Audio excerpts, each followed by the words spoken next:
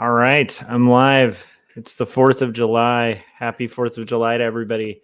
We went to a friend's for like a barbecue. We have a small little pod. It's like during the whole COVID pandemic and stuff. It's like these are our trusted people that are in our like tight network that we knew were all like getting vaccinated. They all wore their masks. Like we all kept proper social distancing. Yeah, they're like our zombie apocalypse crew locally. Like if there was a zombie apocalypse, this is like our crew of people. So anyhow, we If you don't have a list of people for the zombie apocalypse, get yourself. my wife was saying, if you don't have a list of people for the zombie apocalypse, make sure you have a list of people locally. It's not a bad thing to have like those people you turn to in a survival situation. Anyhow, so we went over there for the 4th. And then my son started feeling kind of sick. Frank said, we meet again. Yes, Frank, we meet again. So anyhow, my son got kind of sick. And so we ended up going home. And then obviously we COVID tested him. He's fine.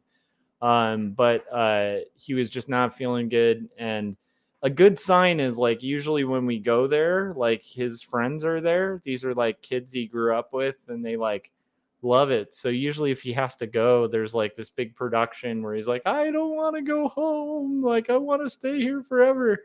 And the fact that he was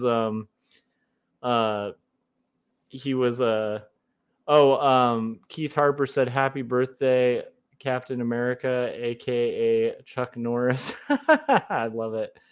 So anyhow, so we ended up and he clarified he meant Captain, not Vapton America. Although Vapton America sounds pretty amazing as a character. I bet you could do that and not have like litigation if you had a character called Vapton America.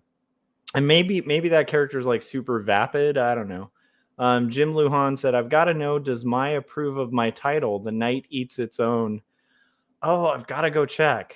I'll go check. I'm literally going to go check. I'll be right back. She's about to go to bed, but I'll ask her. Hang on.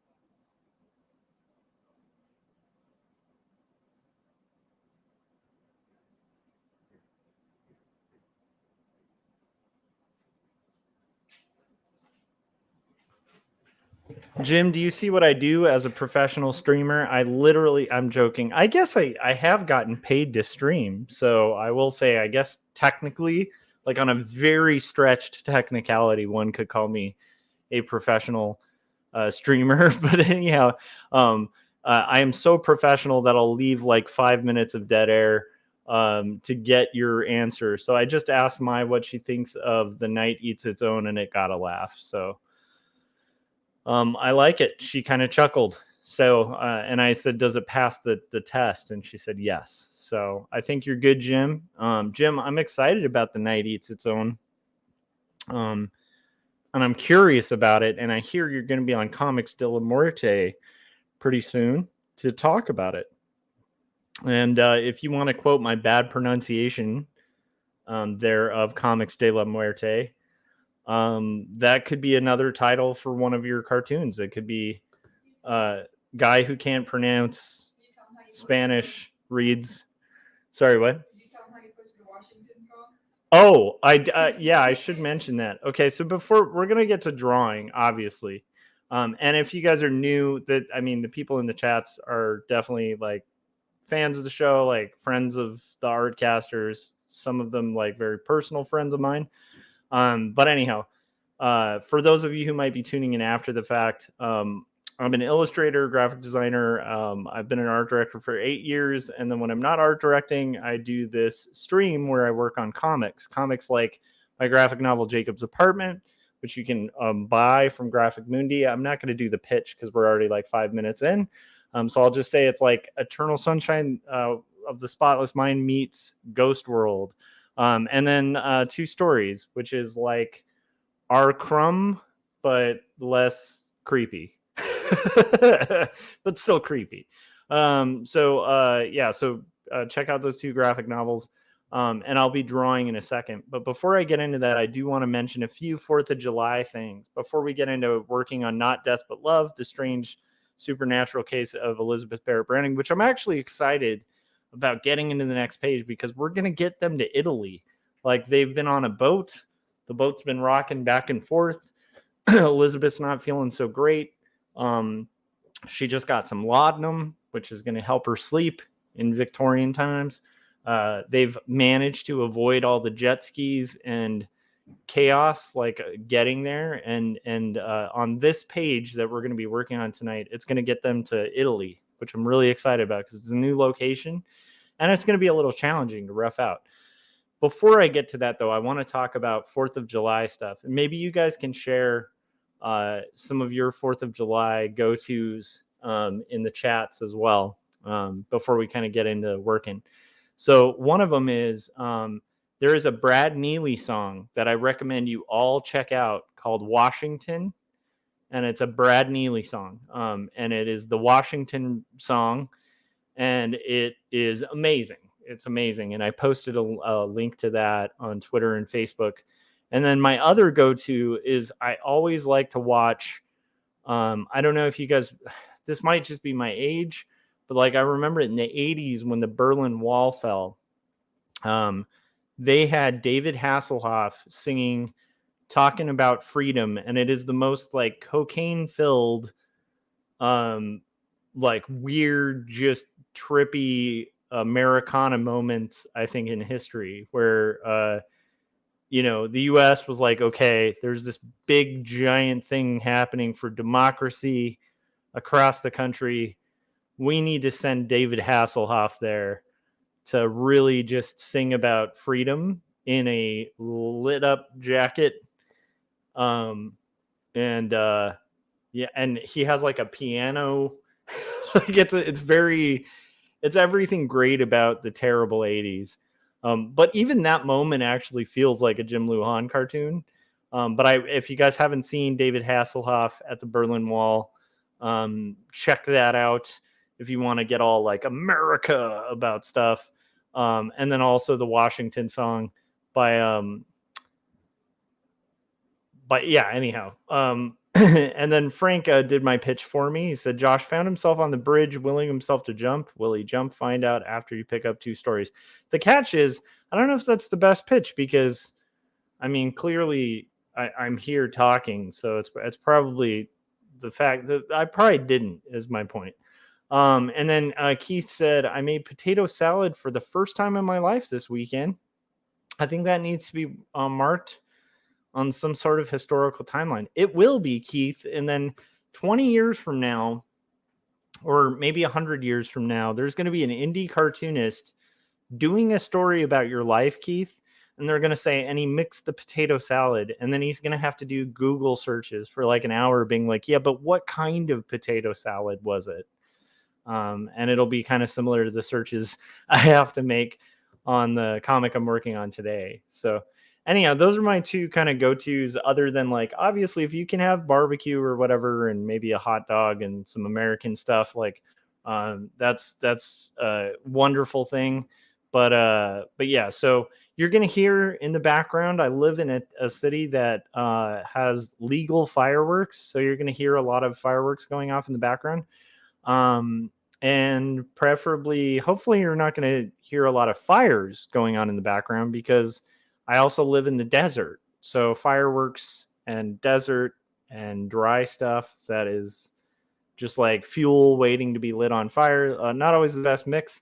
But anyhow, so that's going to be tonight. And we're going to get into this. Whew. Keith Harper, well done. I'll also say, before I get to drawing, I am sipping on this watermelon cucumber juice that they sell at Trader Joe's. And I got to say, if you guys have a Trader Joe's in your area, watermelon cucumber is pretty rad. So this is a deceptive advertisement. Like, I'm not actually drinking coffee yet. We'll drink coffee later. All right. Enough of this nonsense. I've been talking for 10 minutes. Let's make some art. So if you're new to the stream, over here is where I'll do the roughs. I'm working on a book called Not Death But Love, The Strange Supernatural Case of Elizabeth Barrett Browning, which is a historical fiction story about the two famous Victorian poets, Elizabeth Barrett and Robert Barrett Browning, after they got married. And then it gets into a lot of cool stuff like seances and suspense and a lot of like Jane Austen-ish kind of like, like pretenses between classes and all sorts of fun stuff. And we're just nipping at the surface because we're roughing out page 24, and it's of a 230 page graphic novel. So we're on page 24, but hey, you know what? Page 24 is better than page 23, which was better than page 22. So we're going to work on roughs today. And first, before we work on roughs, I'm going to make a list probably based on the script. Down here is the section of script that we'll be working from. And hopefully this will also be a really good example. Like if you're new to writing for comics, you can see how like something down there, like oddly enough, when I read this page, I was like a little concerned that this might be a little much to fit on a page. The next one is pretty intense for one page of comics. When you have like almost a full page of script and you're trying to fit that onto one page of comics, that might be a problem. We'll find out. But even this small little semi-paragraph has a lot of actions in it that we have to kind of break down, thumbnail, and then we'll get to doing roughs. So let's get into this and see where we go, right? See what happens. Hopefully we don't have to do the one advantage is at this point, I don't think we have to do much more research. There is a point where they're going to get to a view of Genoa, Italy. And I did manage to find some pretty rad images of Genoa, Italy that I will probably, in fact, I need to just kind of drop these into, I'm going to really quickly drop them in before we kind of get into it. I'm going to drop them in a file called page 23. Because I also got ahead of myself and got really excited because they're about to head to Casa Gaidi, which is their kind of beautiful, I don't know what it would be called, like a guest house or something. I mean, it's like a flat in Italy, and it's beautiful. And we have tons of reference that exists because they've preserved Casa Gaidi as a tourist destination that I think if people are really loaded, they can literally go stay in. But for me, that's good news because it's just less for me to have to invent. And it's way easier to be a little more historically accurate, or at least try to be a little more historically accurate with the location. But we're not going to be at Casa Gaidi yet. If you're noticing like some weird flickering, that just happens as I'm scrolling through images that are not on the screen. But I found a really good image. Maybe I'm wondering if it's in here. Of the location they're about to head to. It was like a painting. And I think I want to drop it in here before I start. But now I'm worried that maybe I didn't save it. Or maybe if I saved it, it was on a different spot in my desktop. So bear with me, guys. I think it's on a different spot in my desktop. Okay, hang on.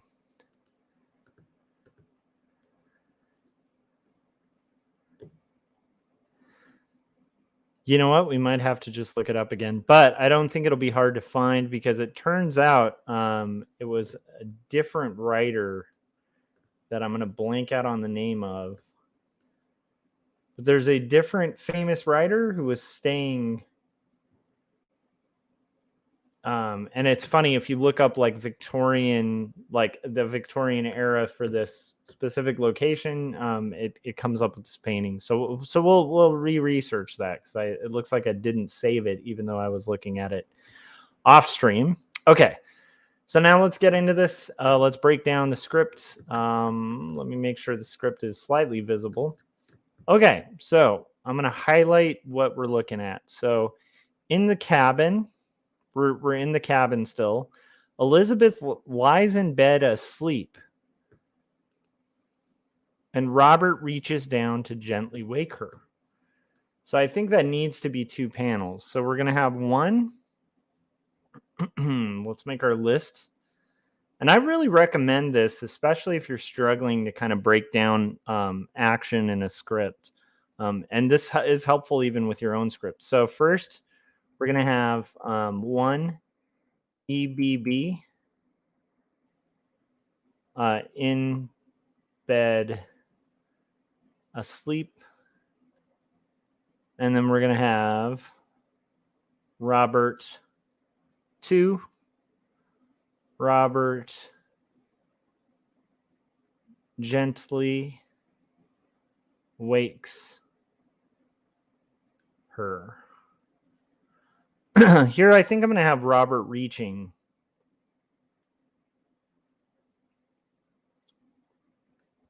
That way it kind of presets up Robert gently wakes her. And he's saying text, speaks.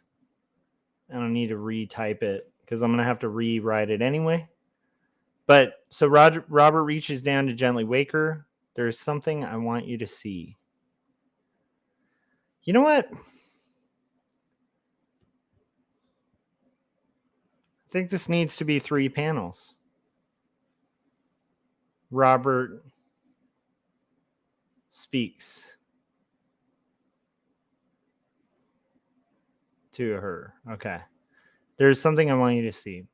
Now, we've got for 4, Robert and Elizabeth, bundled in a thick cloak, stand on the deck of the ship, his arm around her.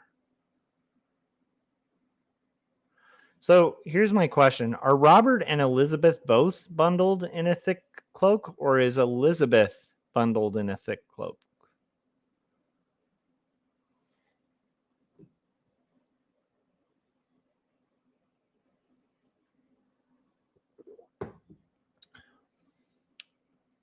R and EBB. Thick cloak. We'll have to look up cloaks from that time.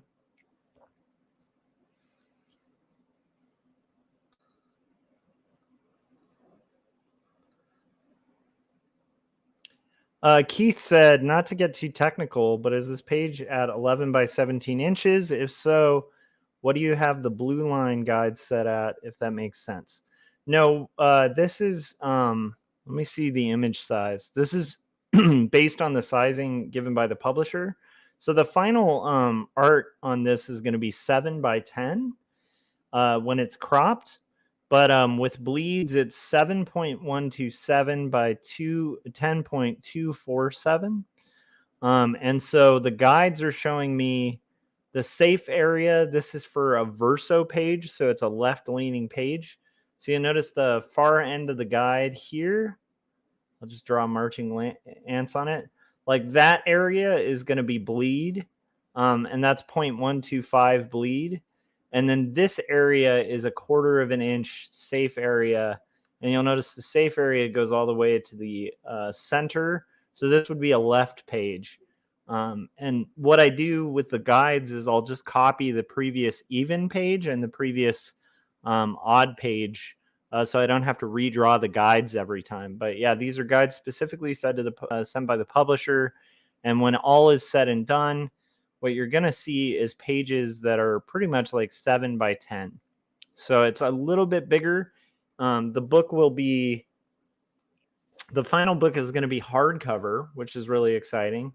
And it's about like this, but just a little bit bigger. So if you imagine this book, this is close to 6 by 9. It's a little off from 6x9, but it's close to 6x9.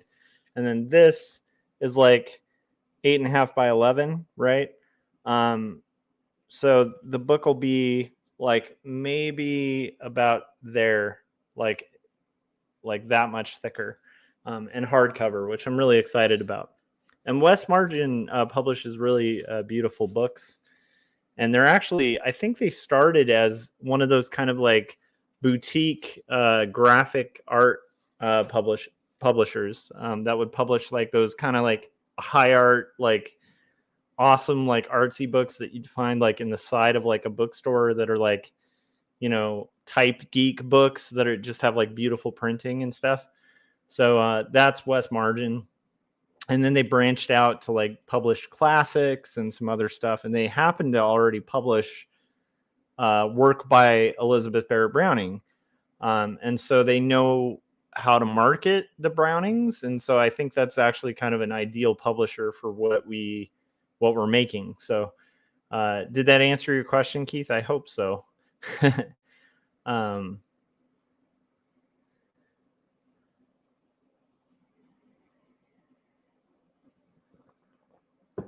Keith said, I forgot about stuff like left and right page turns and bleeds on my first foray, live and learn. Yeah. The first book I ever illustrated, I had to learn that kind of the hard way. And all it takes is like one or two where you end up in this like nightmare where you're having to do production setups. That like the first thing I always do when I'm working on a book is like establish the page size, make sure I'm picking a standard page size. Like that's always a huge thing. Because like you could do beautiful work that's going to cost you like $1 million to print because you have like this off sheet cut, and you want to make sure that the size that you're picking fits really nicely to a printer's sheet so they can get like the most bang for their buck on these giant sheets that they do when they offset. Because offset prints are usually run like, on giant sheets. So it's not like they're just printing like directly on the exact page size. Web press quite often will work where it's like printing like 8.5 by 11 is printed on 8.5 by 11. But when you're talking like offset press and you're working on like these giant sheets that they have preset sizes that they can offer at lower rates because they can get the maximum utility out of that sheet. Anyhow, so that's why like pages like by page sizes like 6x9 or 8.5 by 11 or like even 8 by 10, like these are standard cuts because of the way that page cutting works. And outside of the US, I think that's like A5, and I can never remember what the codes are for those sizes, but yeah, there's like standard sizes that. But if you're ever working with a publisher, especially if you get a publishing deal. Like in this scenario, like every deal I've gotten so far, at least for my own comics, outside of comics, like if I'm illustrating, I just get all that information from the client. Like, what are your bleeds? Like, what are your safe areas? Like, you know what I mean? And quite often they'll send you a like template to work with. And even then, you always want to double check the template to what they tell you, because sometimes the template is going to like actually be wrong, because again, people who work at publishers aren't always perfect at their jobs. And I'm not criticizing the publishers, I'm just saying like you really want to get that right. So yeah, that's a good thing to know. Gary said evening all. Good evening, Gary. Happy 4th of July. I got all patriotic today. Oh snap. But hey, I'm proud of some American institutions for sure. Okay, so let's see here. Robert and Elizabeth bundled in a thick coat stand on the deck of the ship. So this is going to be really fun, but also really hard to draw, right? But that's okay. That's exciting. You're going to be on the deck of the ship that we drew. So now we're going to have to imagine that. And then it says, the rising sun reveals a breathtaking view of Genoa, Italy. Gosh, that makes me want to go to Italy now. Okay, so view of Italy, Genoa, and it's going to be mountains in distance. Probably the ship. I'm guessing for this, we're going to show the ship. Like this is going to be a long view. And it's going to be sunrise. So we got a nice 5-page or 5-panel spread, which makes me excited because my thought on this is you want that big view at the end to be like a wow, kind of moment until I draw it poorly and then everybody will go, "Aw." I'm kind of kidding. So I'm thinking like the panel where he speaks to her will be a little smaller. This is going to be somewhat bigger, and that's going to be like them on the ship. I almost wonder if now I'm getting a little artsy here, but I'm almost wondering if this should be like Elizabeth asleep, 2, Robert wakes her, 3, Robert speaks to her, and that's where he's going to be saying like, hey, there's something I want you to see. And then 4, yeah, that's what we're going to do. I don't tend to like panoramic panels, to be honest, but I think when utilized right, that could be really cool. So I think that's what we're going to do. So let's thumbnail this out. Let's see. Keith said, oh, sorry. Philip said, I've been listening for 10 minutes. I should chime in and say hi. Yes, you should, Philip. And then Keith said, I used Comics Wellspring and I was happy with them. Any mistakes made on final product was my bad. Yeah, and I think that like one of the advantages to doing indie stuff like is like I can honestly say this to clients.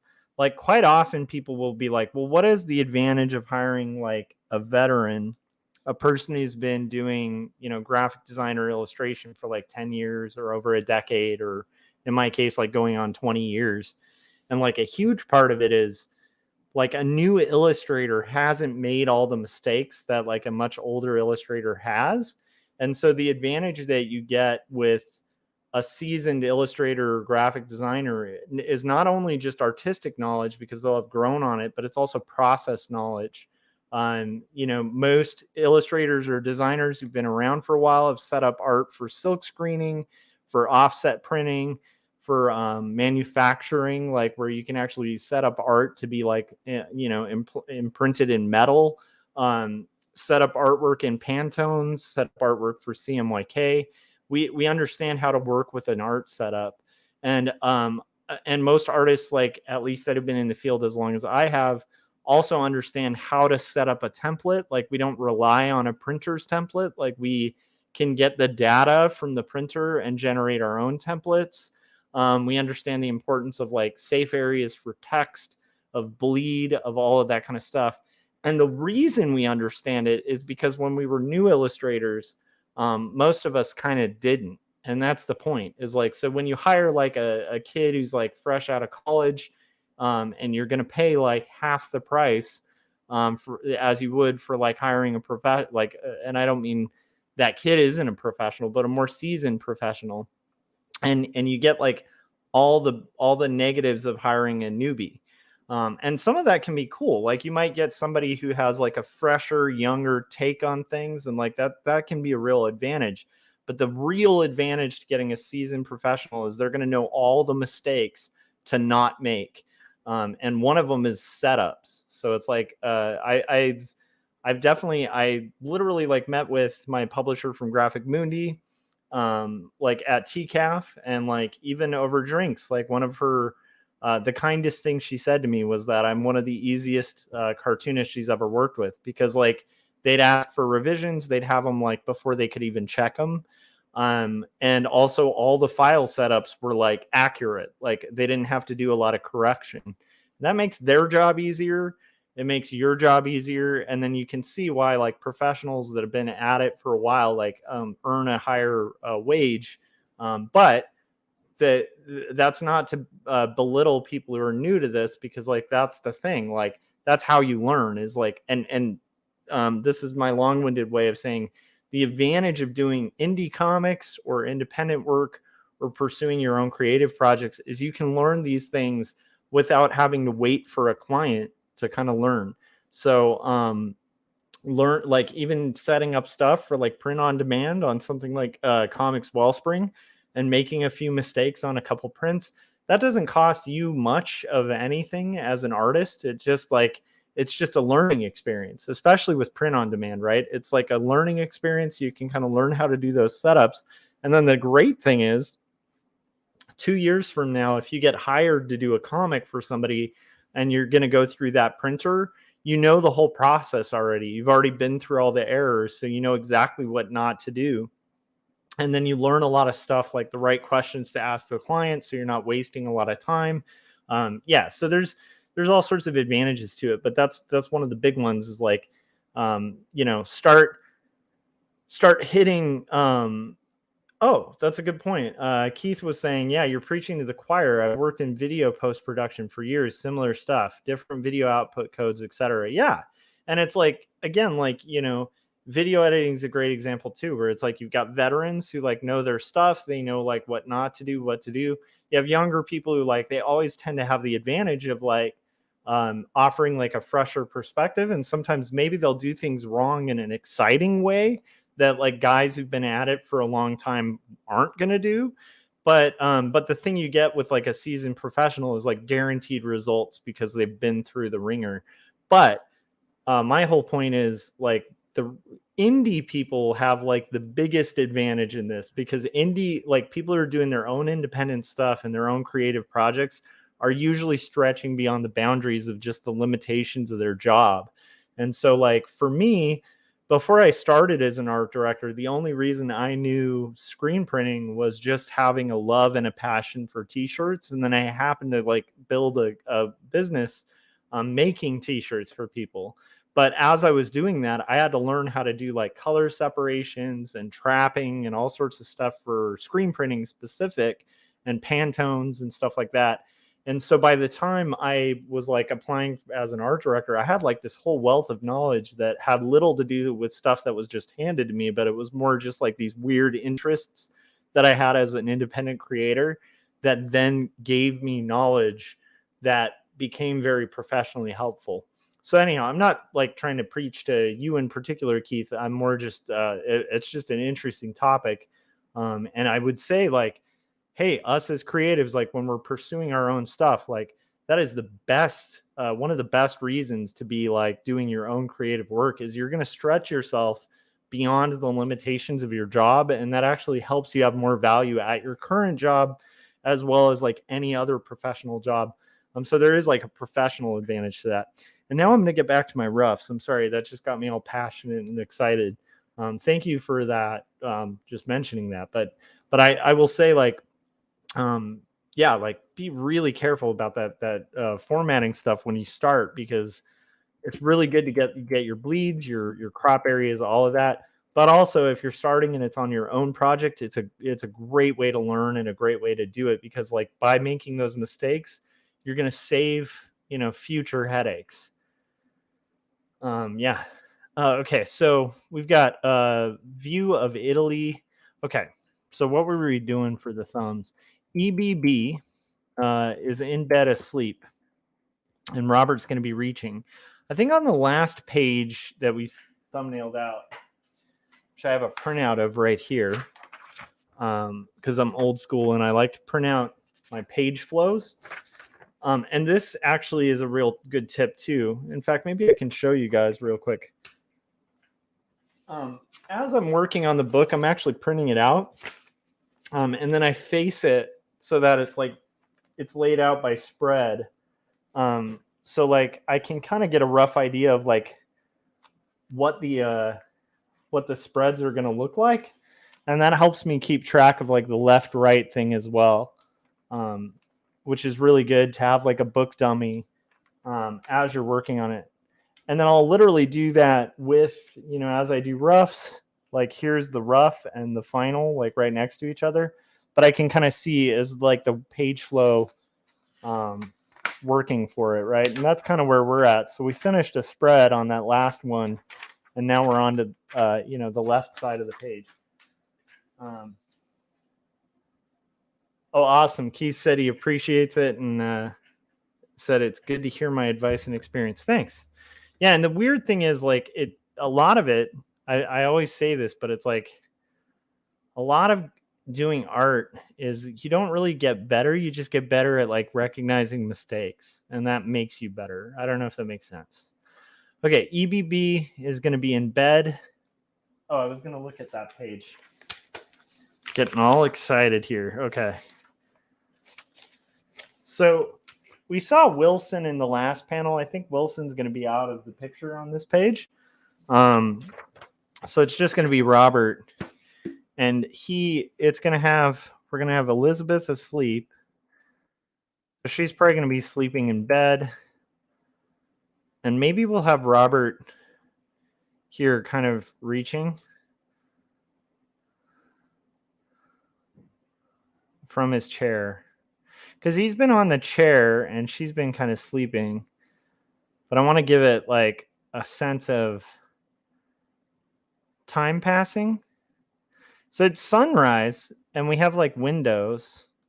So maybe we can take some advantage of that and have like one of the windows kind of with the sun over it or something. Maybe some sunlight coming into the room. So then it's going to be Robert gently wakes her. So this will probably be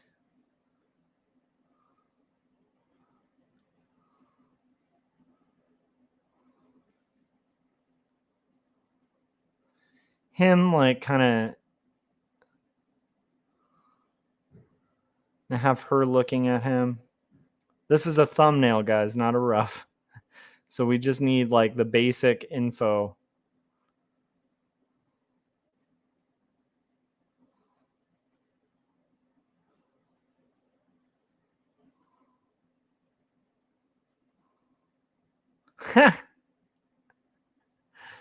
I like Philip's joke. He said, gently wakes her with his trumpet. Yep. So that second panel is just him.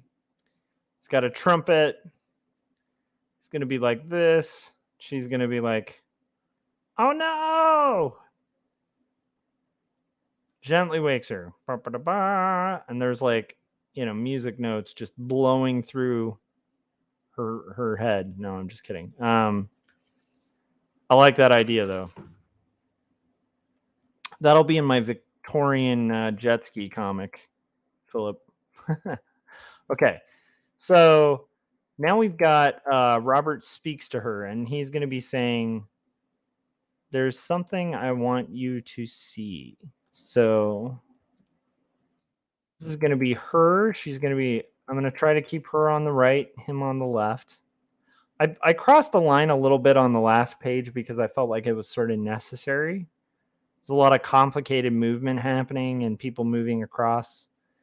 And I think sometimes you just kind of can't avoid like a little bit of line of action crossing. Although I really try to not. So this is going to be him saying,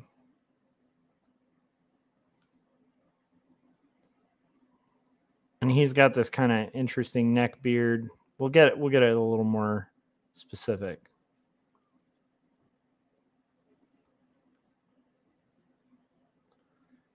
And here I'm going to probably have him. This is the tough part because they've been in like kind of night clothes, but I think I'm going to have him in like a different outfit or whatever. But I also think it's going to need space for like the type. So this is going to help us with the layout because thumbnail. But see, this actually helps with the layout because it's like, okay, it's going to be 2 wide panels and then one kind of thin one where he's saying, hey, there's something I want you to see. This one is going to be like a straight up Titanic type sequence. And we have a lot of reference of the ship But this is going to be Robert and Elizabeth bundled in a thick coat, stand on the deck of the ship, his arm around her. So I'm going to have this be... I mean, they're not going to be on the front of the ship. Like, she's going to have her arms out and his... No.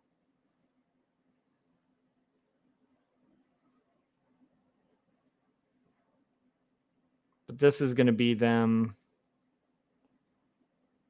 standing, her standing. She's going to have this kind of thick cloak.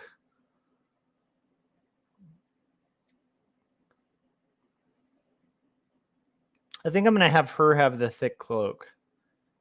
And maybe her cloak is going to be kind of blowing in the wind a little bit. And they're going to be on the deck of the ship.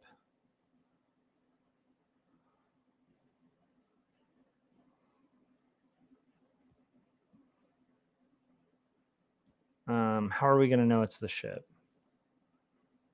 Perhaps. I don't know. We'll have to kind of look up the ship and see how that works. But I'm guessing we might want... You know what? I want the other one to be a reveal. So we're going to kind of show...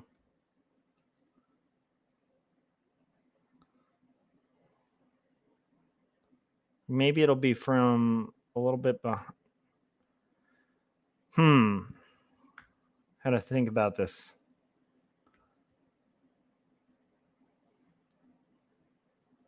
Okay, I do want to do it from the side, I think.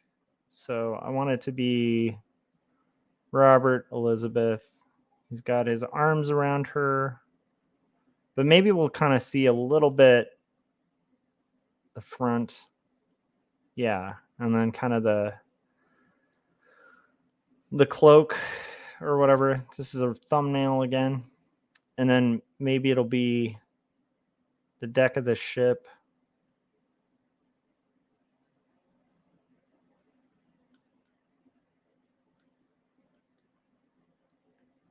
There we go.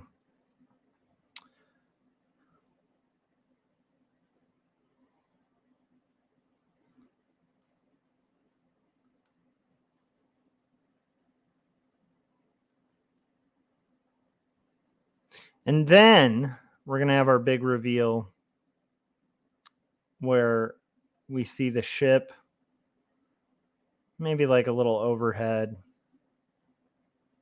the ship. This ship has like a ton of sails. We're going to obviously look that up a little bit, but the ship's kind of heading to port. And it's Genoa, Italy, which I think we'll have to look up reference, but I think it's like got a kind of like thing built into like mountains. And it's going to be this like stunning kind of view. Okay, I'm kind of digging this, but I'm wondering if... Keith said, I'm nodding off. Good night, everyone. Glad to help put you to sleep, Keith. I'm kidding. I think you're probably have a later night than me in your area, dude. So no worries. All right, so we have... I think it could be cool to have it more graphic here.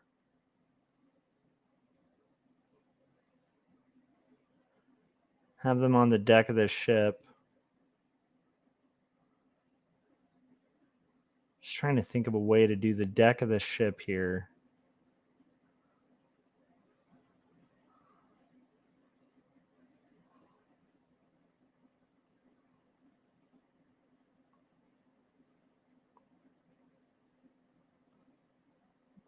The ocean. And then I think if we can do it the rule of thirds, so maybe it's... I don't know. What do you guys think? I mean, this is a thumbnail, but I'm wondering if 1 or 2 here are stronger.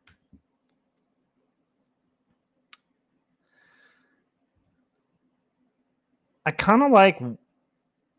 I'm going to keep 2 to the side here for when we actually start working this out in roughs, but I actually think I like my second. And I also want to make that cloak like a spawn type cloak. You know what I'm saying? where it's going to be like Spawn with chains and no,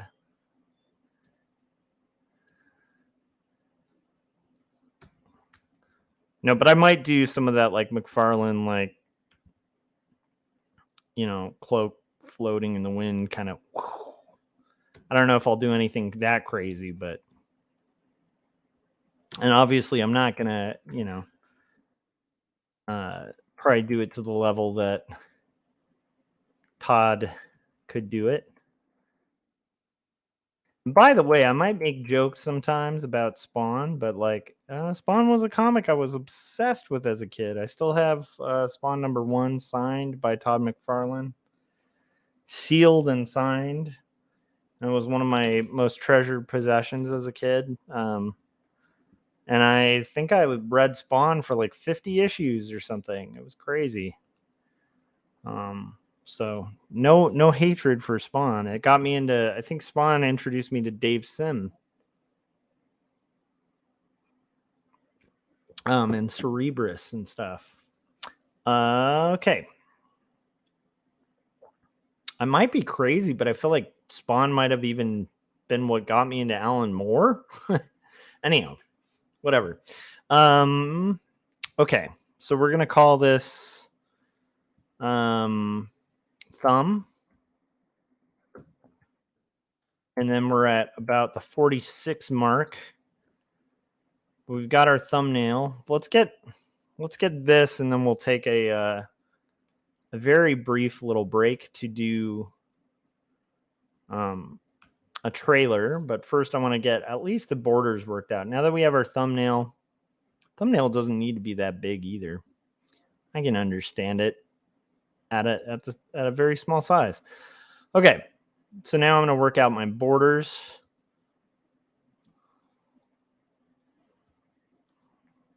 Oh.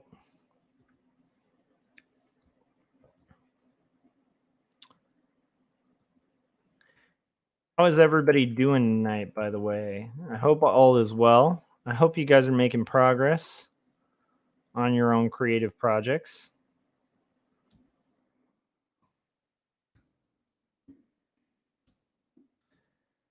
Okay, these are going to be 2 panoramics. They're going to be a lot taller, which we will correct in a second. And then this one is going to be split. So I'm just going to go ahead and do that split right now.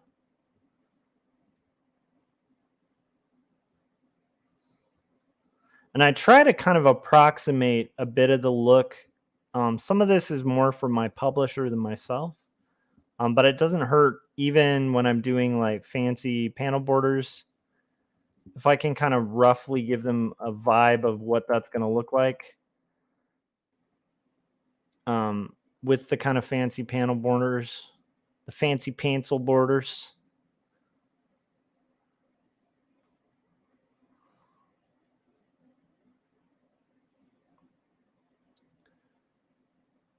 If you guys did anything interesting for the 4th, let me know.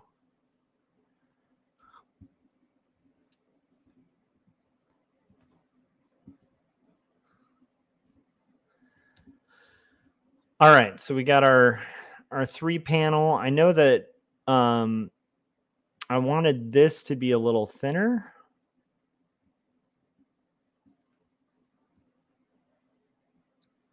So that both of these could be a little thicker.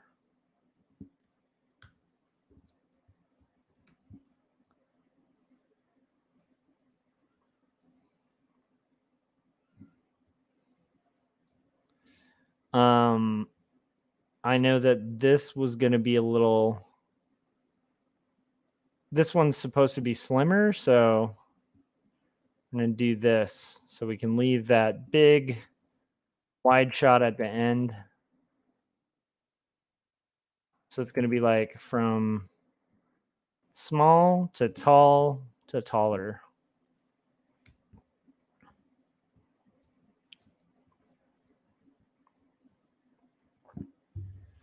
Cool.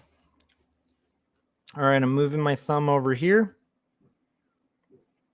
I'm going to save. Philip said, I'm doing okay, tired, but okay. I worked today. Yeah. I'm going to be there tomorrow. Although I will say 7 o'clock Eastern time, which I believe is, hold on a second.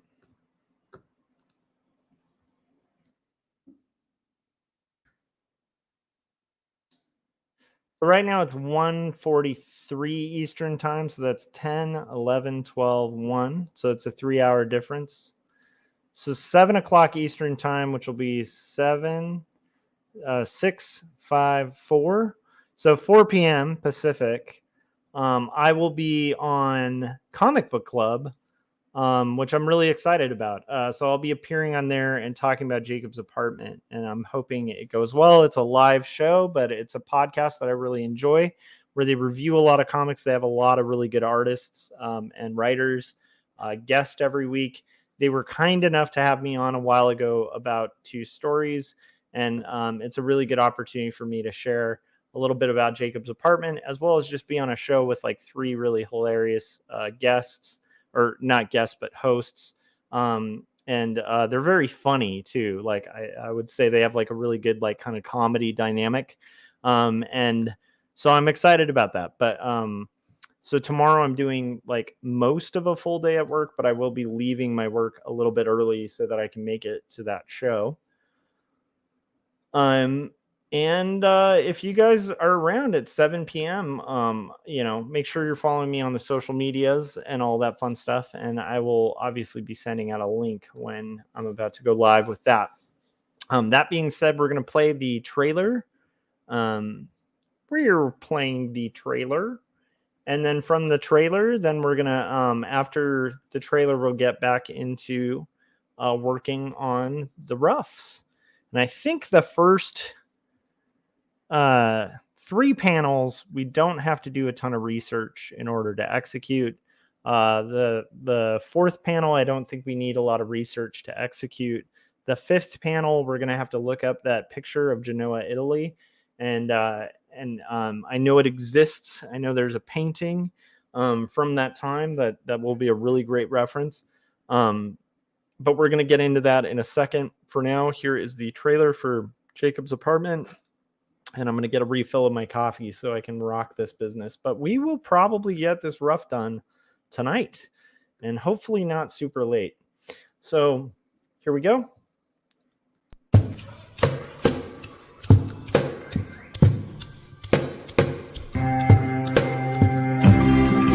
Speak clearly, it seems that only in dreams can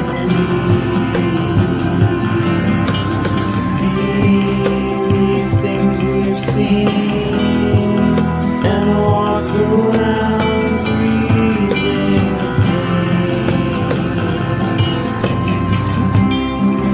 I don't know the part to play in this heart of mine. There's dissonant things, they split at the seams.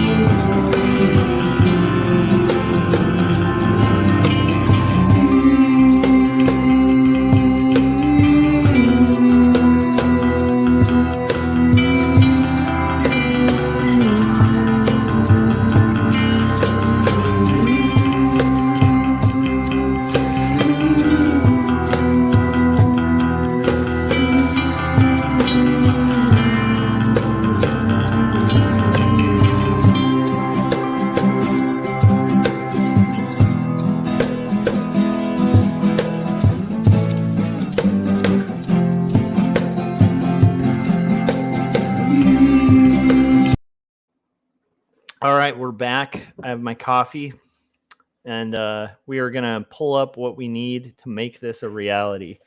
So now we're going to pull from our thumbnail, and on the rough, what I'm paying attention to is the composition, the costumes, the poses, and the lighting. But I'm not super concerned with like the final polish, because again, they're just roughs. So we have all of our references that we already looked up a couple streams ago. So we know Elizabeth's going to be wearing this nightgown. I thought that was a pretty period appropriate nightgown that seemed to fit like the very modest way that Elizabeth tended to dress. There were definitely some, I will tell you guys, whenever you're doing research, man, like almost everything has something that's inappropriate that shows up immediately. All right, so let's see here. The ship we don't need yet. I think we need the interior. So I need my cabin. I'm definitely going to need to reference the cabin. I'm going to move this nightgown down too. It's a little easier to access. So the cabin, I think I'm going to want to see.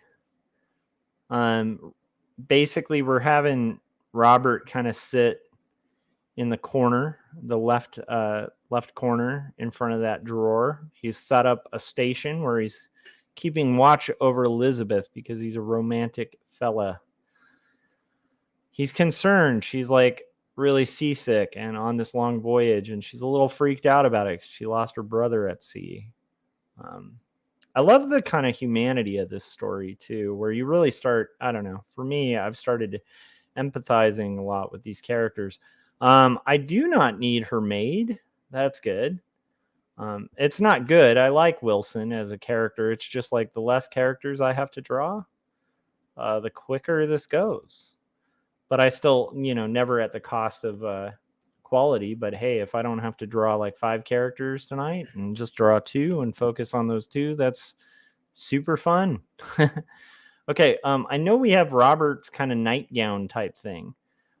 In this case, I don't think we're going to have him wearing this. So the premise is going to be that time has passed and I'm going to change his costume. We'll see if my publisher finds that to mess up the flow, and then revise accordingly if worse comes to worse. But yeah, and if you hear fireworks in the background and you're not from the US, just understand it's our Independence Day, so there will possibly be fireworks, probably all night. It's going to sound a little bit like a war zone. Okay, so I think that's all the references we need for the top 3 panels. So what I might actually do here is maybe move the nightgown down, so that we can just kind of keep those and maybe just bust through these roughs. So I'm going to call this, I'm going to delete some of these old ones, call this roughs. And I'm going to reread the script. Oh, I'm going to move my list. I have this nice list, which I should call list. And I'm going to move that down a bit. Don't need it to be as giant as what I wrote. So, okay, we're going to have EBB. In the cabin, Elizabeth lies in bed asleep. And I'm just going to crop it there. That's where we're going to get to, is Robert reaches. So that's what we're going to depict on this panel and try to get to kind of some of the emotion of it. Okay, roughs. Got it. So Elizabeth is going to be sleeping, laying asleep. I want her kind of head to the side almost.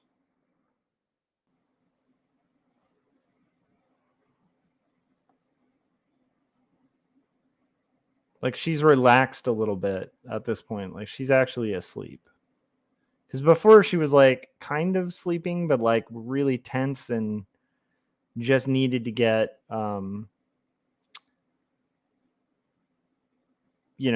basically like some drugs to feel better. But now she's asleep. Keep in mind they're newlyweds on a voyage to Italy, which we don't know yet. We actually don't know where they're heading. We just know the ship they're on, which took us forever to find. But we did find that ship. I think her arm just being a little up. And again, I want to sort of reiterate that she's pretty calmly sleeping at this point. Maybe maybe even her arm here is like,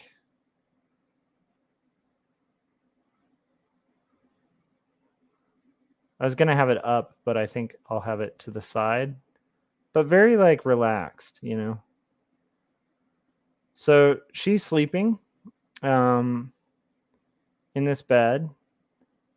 The bed is going to come out to here. We're going to have that very sequentially annoying, but I think somewhat period accurate and reinforcing that, hey, we're on a boat. This bedpost thing here.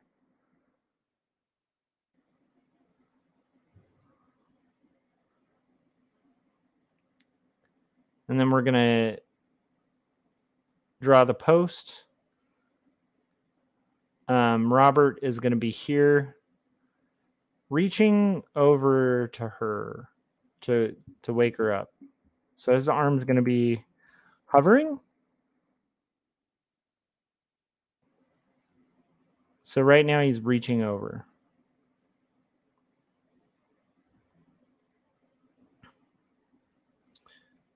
And Robert is going to be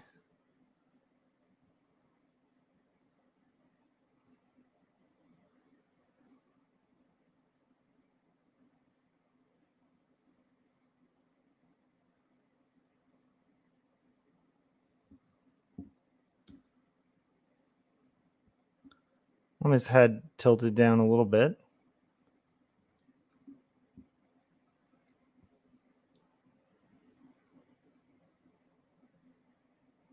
Okay. There we go. Robert reaching over. His head is not tilted toward here though. It should be. So we're going to actually have it. There we go. Much better. Rough. Like the beauty of roughs is you can kind of work out this pose stuff. It's really great to work out this pose stuff early on. So Robert's going to be back in his suit. He's going to be in this main suit, which is, he's going to have a few suits, but I think I'm going to have him in his brown suit at this point.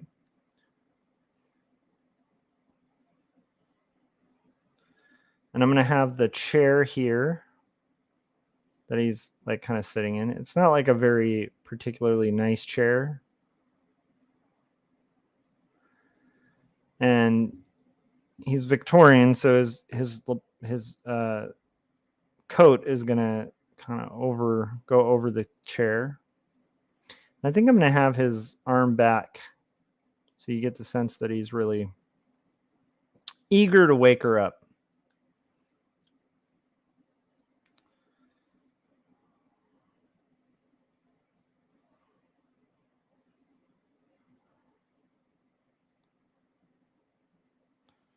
So he's there. We're going to have our room still. So this is going to be up here. There's a line here. This is going to depict the window, which is great. That window is going to help us sequentially establish that on the previous pages, you're going to see through the window that it's like a stormy night. On this page, I think we'll have established that it's like the sun is out.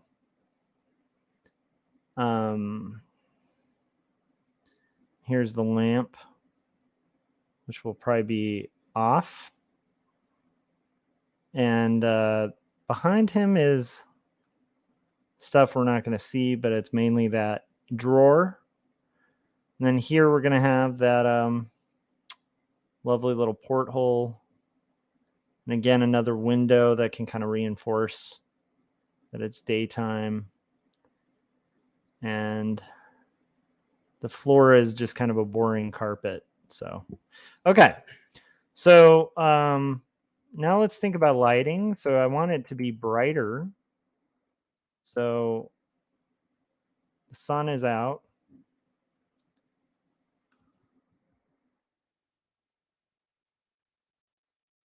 Robert is kind of waking her up.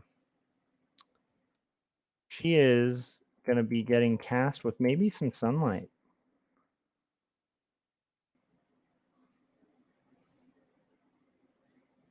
Maybe we'll have some sunlight emanating throughout the room. And one thing I want to keep in mind is like when we get to this point in the story, I do want to be a little less heavy with the rendering, and it's going to have a lot more of the line just kind of speaking for itself, because it's, you know, going to brighten up as they get to Casa Gaidi, which is actually thematic to the story too. It's an area that helps Elizabeth with her health. So it's morning. They're in the room. He's waking her up. Next one's going to be her having the wake up moment, but from a different angle. So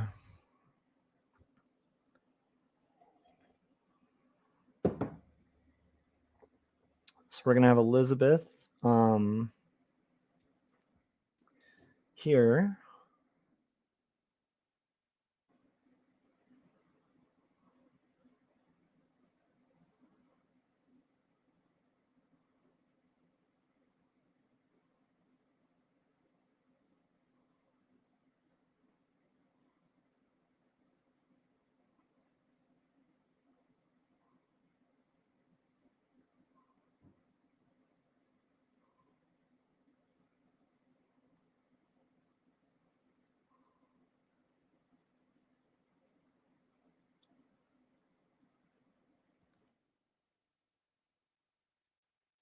Elizabeth is going to be, you know, she's got her hair kind of all over the place a little bit. She's just woken up.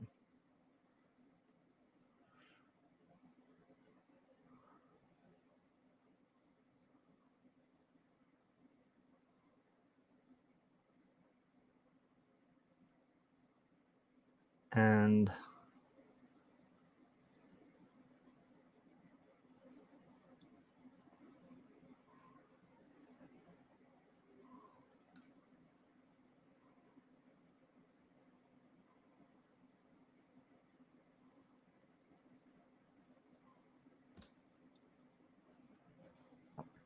this is good, but it needs to be smaller.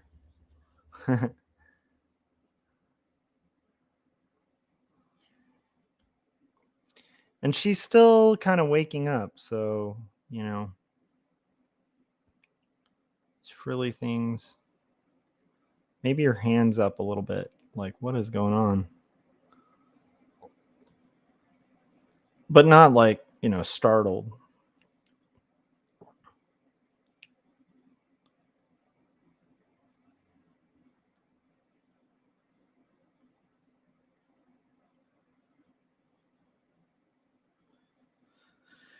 And she's got her gown, but she's still under the covers. It's going to be established a little bit. But we're going from a different angle.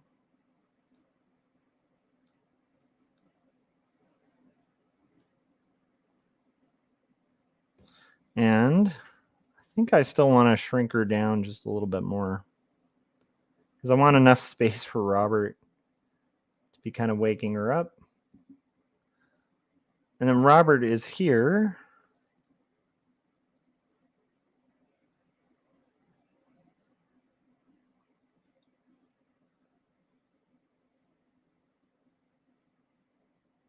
He's got a bit of a hooked nose, a little bit. Like it's got like a bump up here.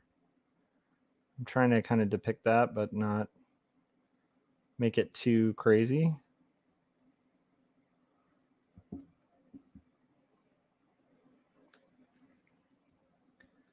And he's going to be...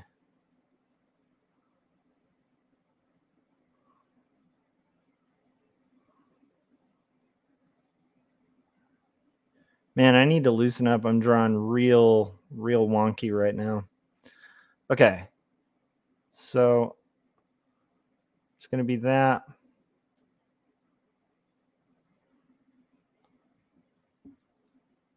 What am I doing here?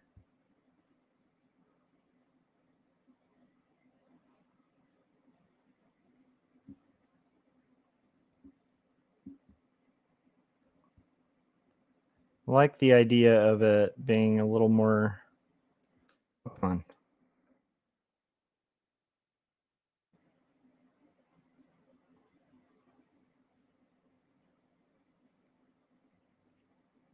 And here he was going to have his arms kind of back. Got it. Okay.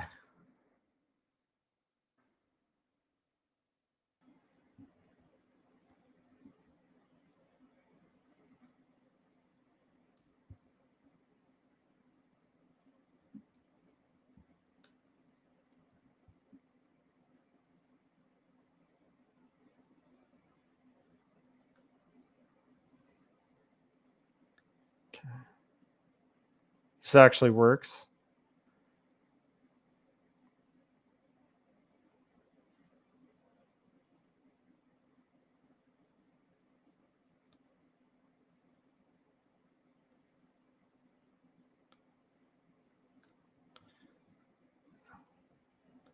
I'm going to have this hand kind of here.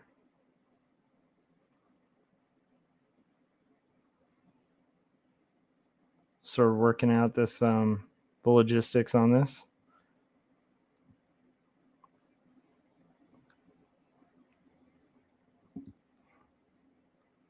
Let's make the hand overlap the bed a little bit.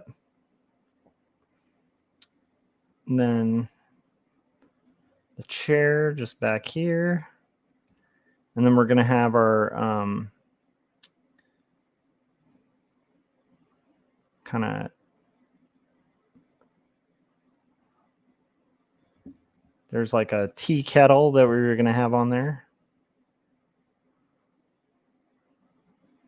And kind of reinforce that window.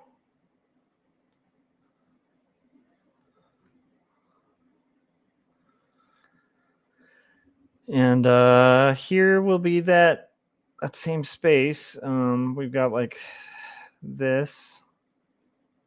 There's a strange kind of thing here that's like a dowel or something that's kind of holding up like that kind of semi shelf. Some sort of reinforcement there. And then there's that. So this is going to be Robert wakes her up. So this is to gently wake her, down to gently wake her.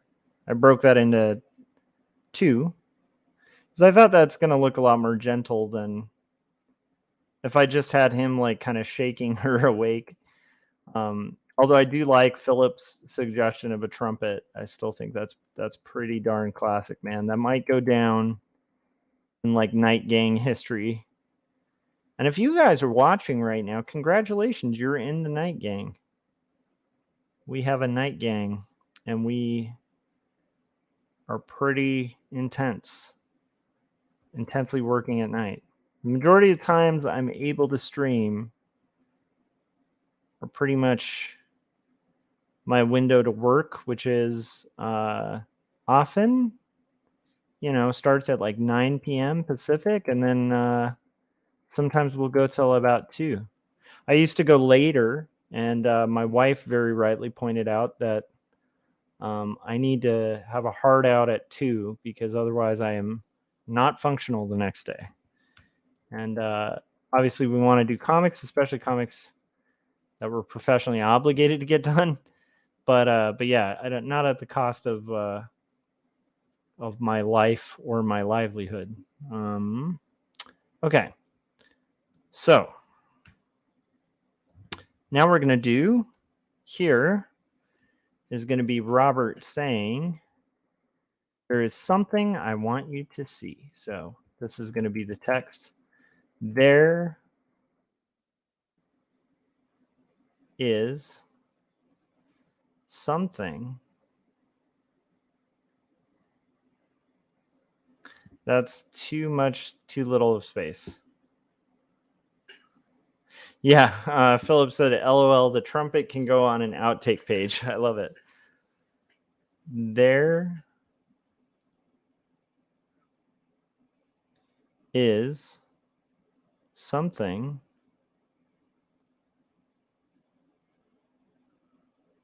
I want you to see.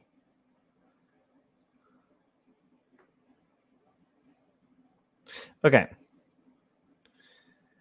Cool. I'm gonna have this here. We'll figure out where the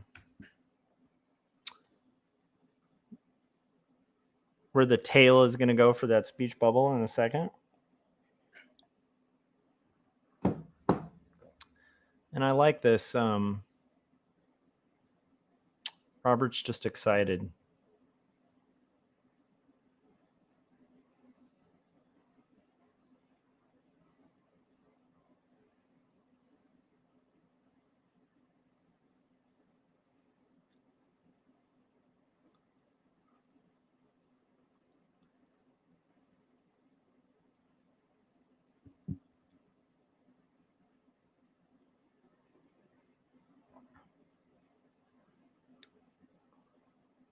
Again, we're just doing roughs. So when I start going in there, like I had a moment where I was like, oh, I'm going to draw like the whites of the eyes and all of that stuff. And it's like, no. We need to be, doing tight roughs, but I don't need to be recreating like 50 times more of the work.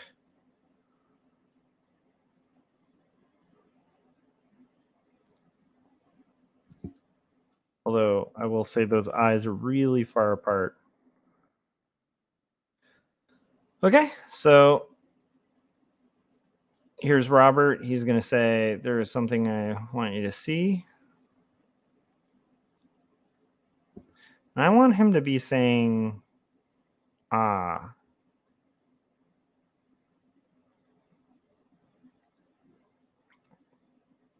But with like a slight smile. Okay, there we go. He's going to have his Victorian thing going.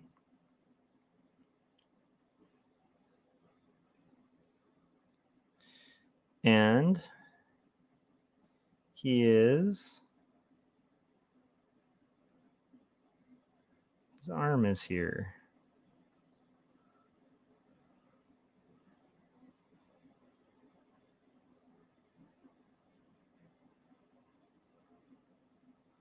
Maybe this can be her hand, just so that it seems a little sweeter. Like, and maybe he'll have his hand on. You know what? I really like that. He's going to be clasping her hands in his.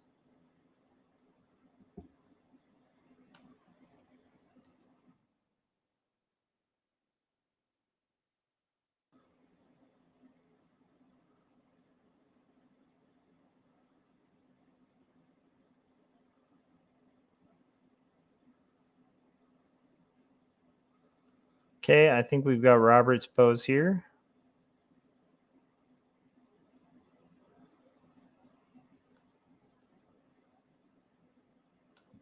And then we've just got to have her face, which is going to be here.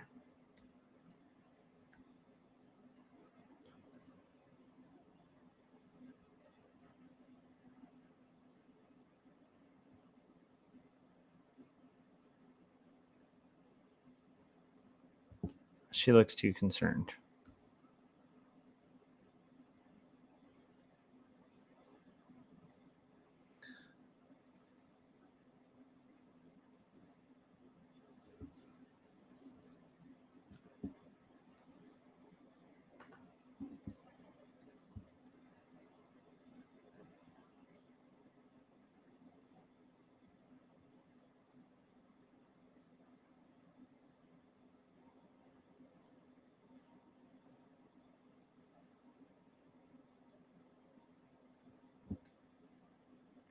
Was the creepiest eye I've ever drawn in my life.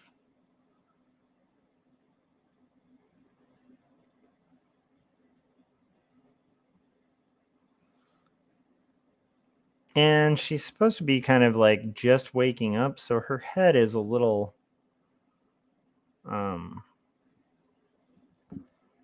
you know what? I'm seeing what's going on here. Cramming too much into one space. Do this, and we'll do a little bit of this.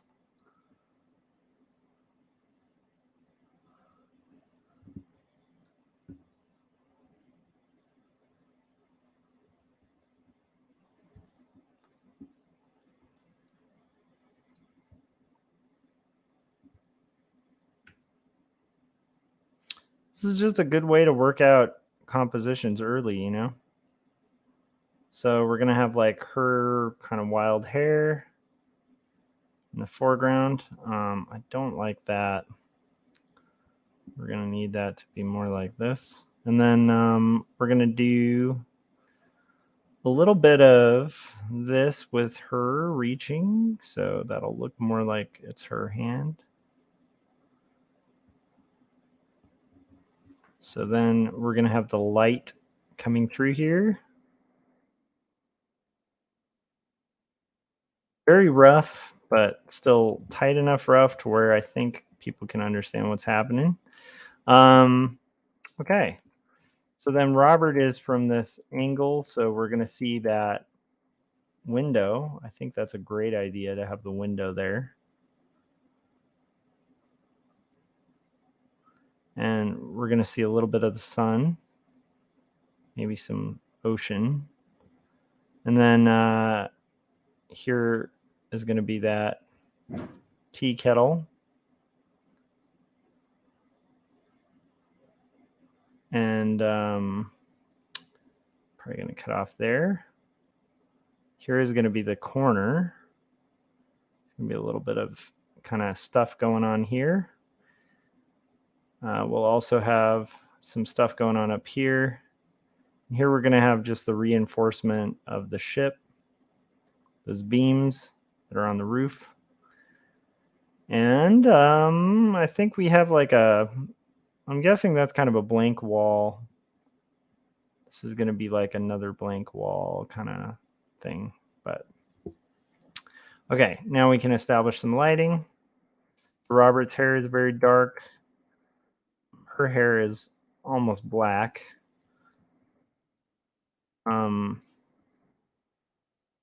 He's got this kind of darker brown jacket on. And his arm.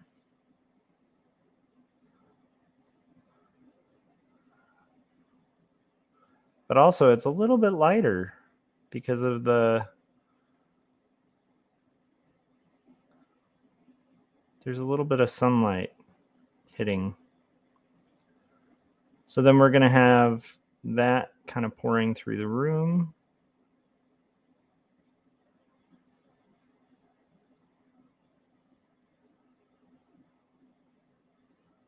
And I think that establishes that shot. And look at that, you guys. Just like that, we have roughed out 3 panels.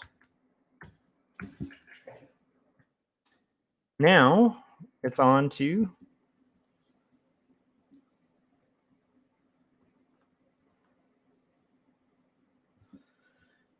panel 4.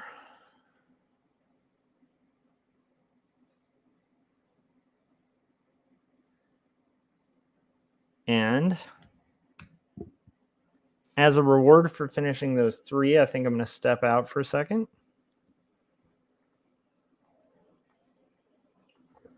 Stretch my legs and stuff like that, but I'm happy with how this is coming out so far. I'm going to wait a second. Hold on. I'm going to go ahead and save what I'm working on first. And then we've got this panel that's going to be the side of the ship. So before I step out, let's find that ship. Do we have like a good view of like what it would be on the top of that ship? We found so many cool views. Be fun to see what it looks like. Bit on the side.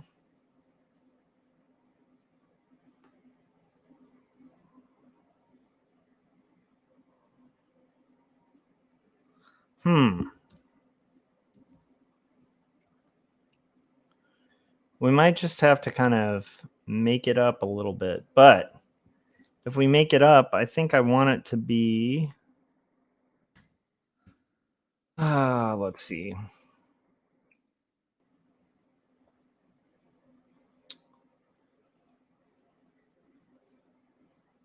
I'm going to want to see part of the ship that's the top. That might be it.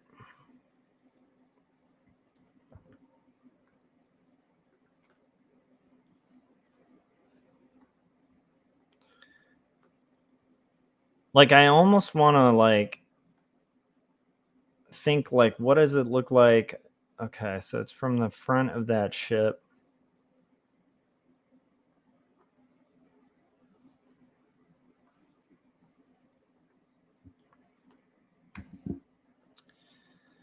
Interesting. And then we're going to kind of look at it in a second.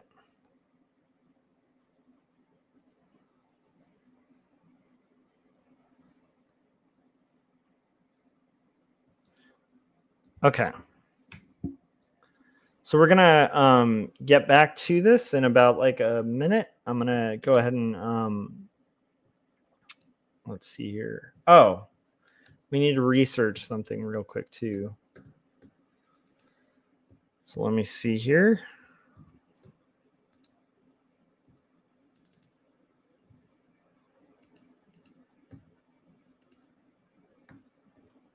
Okay, can you guys see this? Oh, maybe not.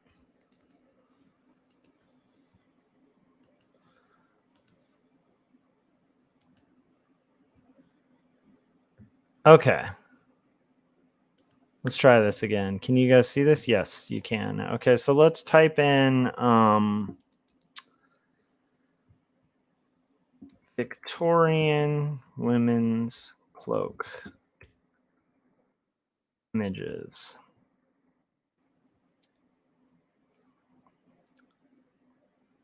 We don't want like a dark evil gothic coat. We just want like a normal coat. It's going to be a heavy coat or a heavy cloak.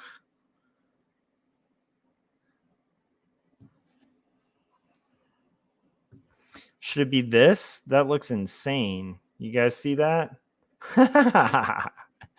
Sorry, I think that would be a little goofy. I like that. But that's like steampunk gothic renaissance.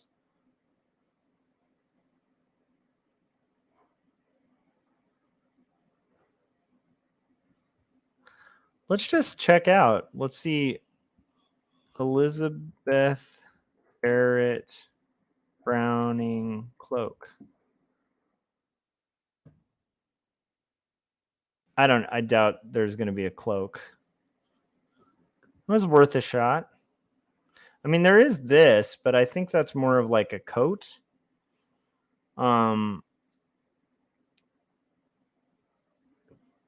So I think we're going to find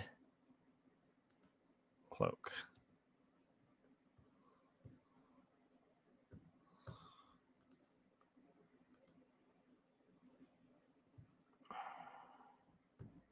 Let's go back to just Victorian women's cloak.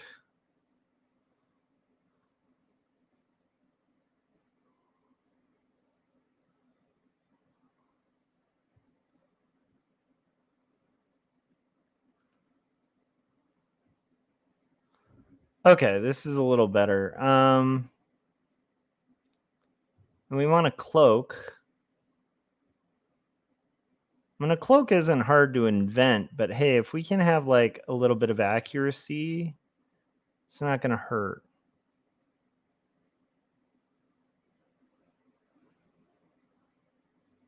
I have noticed on a lot of Victorian era cloaks, they had that like second layer.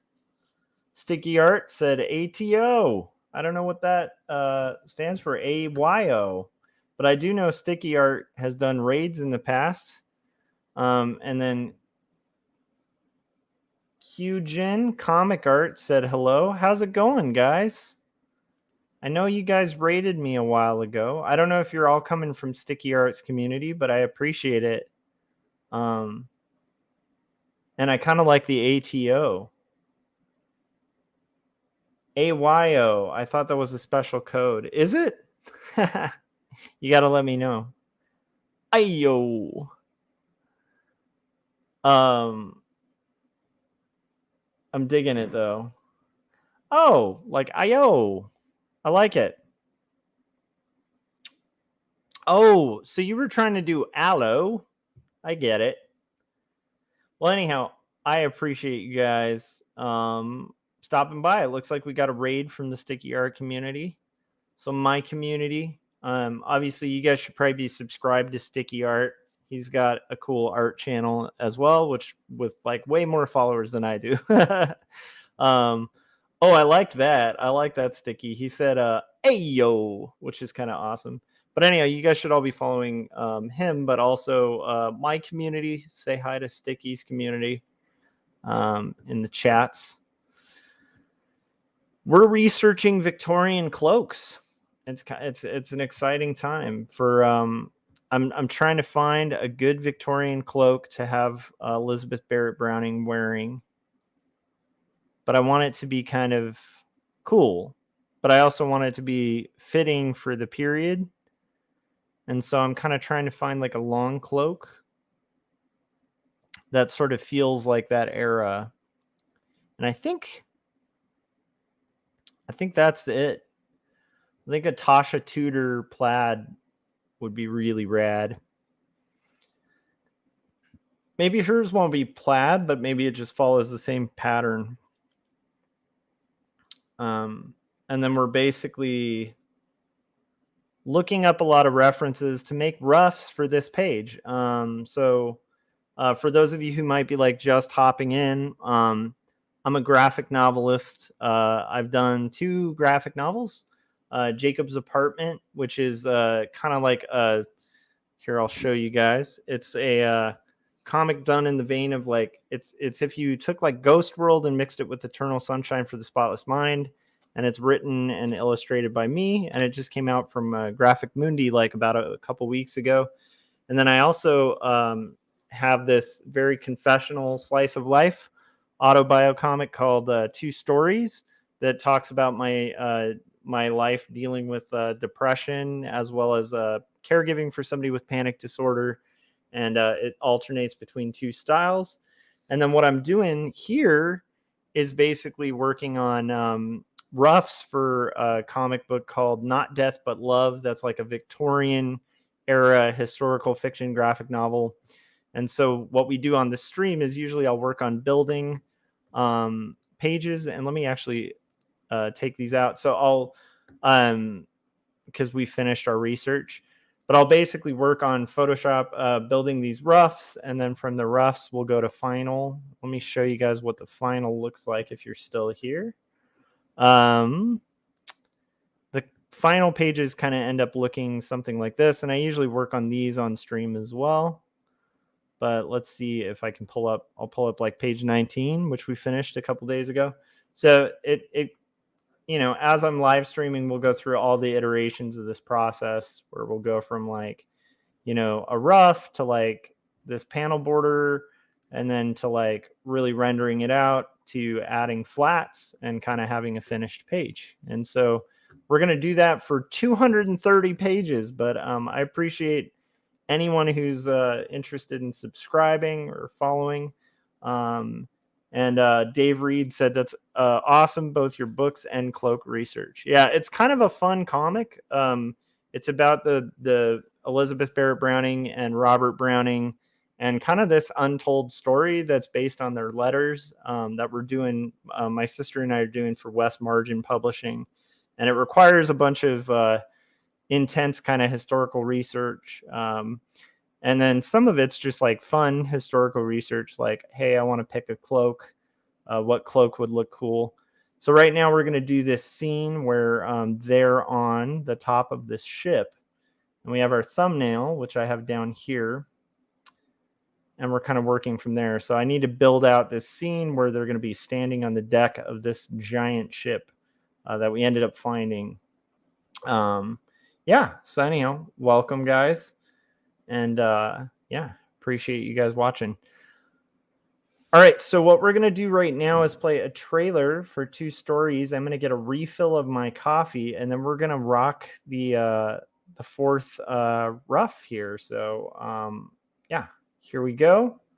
And here's the trailer for my book, 2 Stories. This is the Christmas trailer. Yeah, and then I'll be right back with a fresh cup of coffee, and we'll continue the stream and continue rocking these roughs. All right. You know what? Actually, let's play the trailer for Jacob's Apartment instead. Here it is.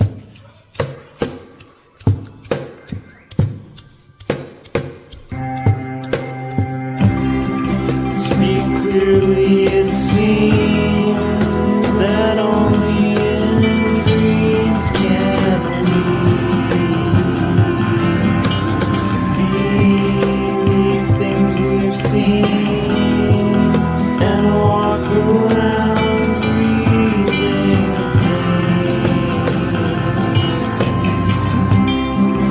I don't know the part to play in this heart of mine.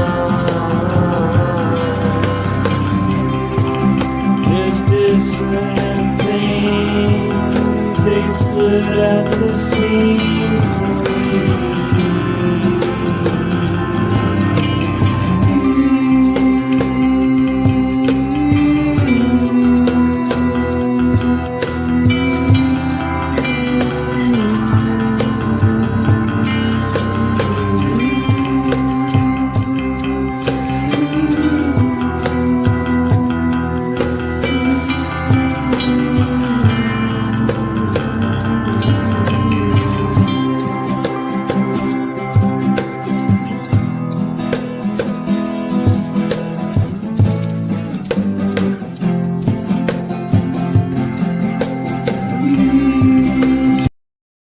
All right, so we're back. I'm back. I have some coffee, and we're gonna rock and roll on this rough. So right now, it's like I'm gonna have to kind of imagine roughly what it's like for these people to be on this ship.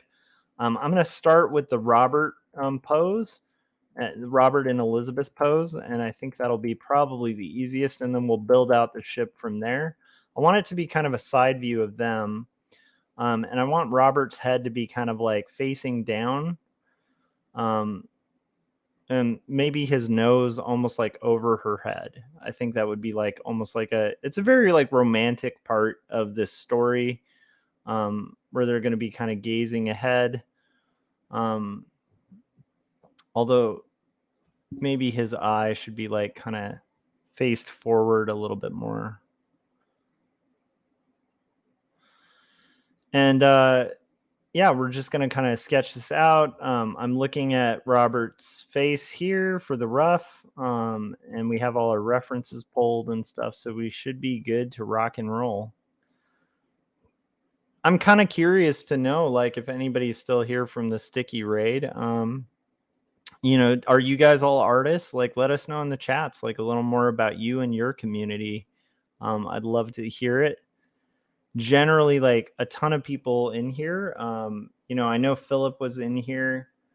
Philip does a lot of, comes from animation and stuff like that, and is working on a children's book.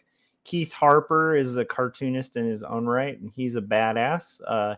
Gary Hodges does a really cool comic called Dinosaurs versus Mars Bots, which is one of my favorites. It sounds like a B movie kind of comic, but it's written like with the level and intensity of like a Tarantino flick, with like a lot of really heavy, great dialogue, and it's definitely a favorite among our community.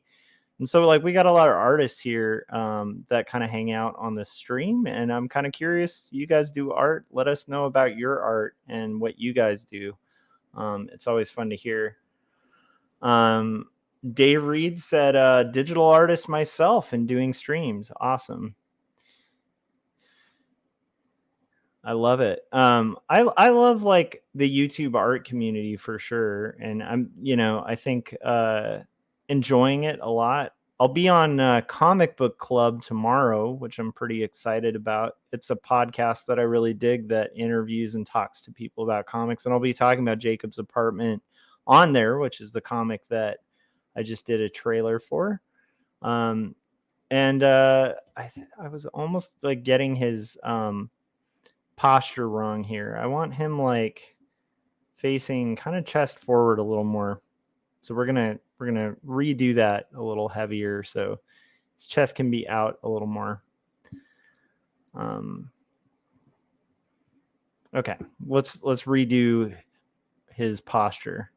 Because on a rough, I feel like you really want to get the movement and the dynamic of the character. And like you're trying to get the emotion across. And then like once I get that, then it's like going to final isn't too hard. But like if I can't get that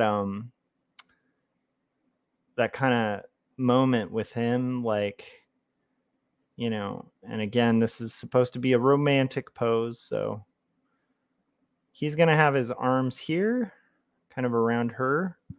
That's a noodly hand. But his arms are going to be placed around her. And then we're going to have her, which is, oh my goodness, I have the ship covering her real quick. Let's turn off that ship for a second.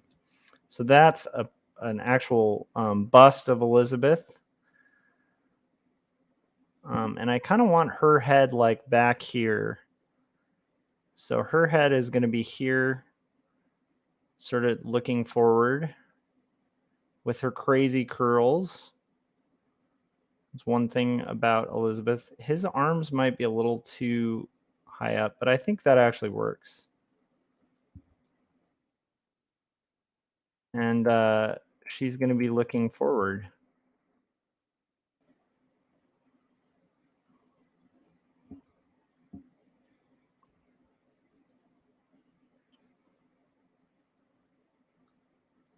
Okay.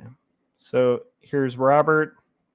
Here's Elizabeth. Are they that different in height, though? Okay, I want to move her head up a little bit. I think the call to have her head under his chin was like a much better one. Okay, there we go. And I think she's going to be very much leaning back on him. She's going to be wearing that cloak that we looked up. He is wearing the outfit that he's wearing in this portrait. So she's going to actually have her hands here over his. And I think that she's still going to be wearing that nightgown, but like she's put on this cloak. So this cloak has sleeves. It has like 2 layers. So that's going to be interesting to draw, but it's got like a fold layer that's going to go over her. And then it has these little sleeve holes. I've actually known one person that I knew long ago was like obsessed with like Victorian era clothes and had one of these like older Victorian cloaks, which is kind of awesome. So, okay, he's going to be here. Her hand is going to be on his. We're going to make it more clear that it's a hand. And then she is going to be having this hand here, other hand here. And she's going to be leaning back. Now the cloak has like multiple layers to it, so we're going to kind of work that in. Robert's going to have his sort of like, yeah, his coat's going to go a little higher. And I'm liking the gesture and the movement in this, which is the whole purpose of a ruff. And then we're going to have him, like his legs here. She's going to be kind of leaning back a little bit. And I don't know. Let's see if we can get that cloak back. Where is my cloak? Is this the cloak? Yeah. Let's move the cloak higher. Ah, that's good. I was going to say, I don't know if this cloak reference is showing like the base of the coat and how the cloak and how that kind of connects. So she's going to be kind of leaning back.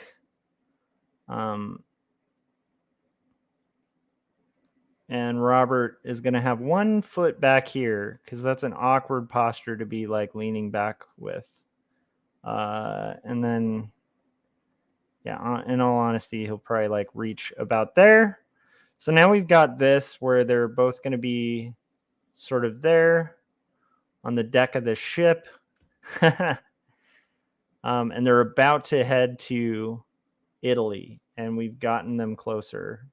And I did that part on the wrong layer, so we're going to put it back on the right layer and move it back into position. Okay, and then I'm going to move that down. And now we're going to move them where we need them to be, which I want to be kind of like a rule of thirds with compositions. I'm going to move the thumbnail so you guys can see.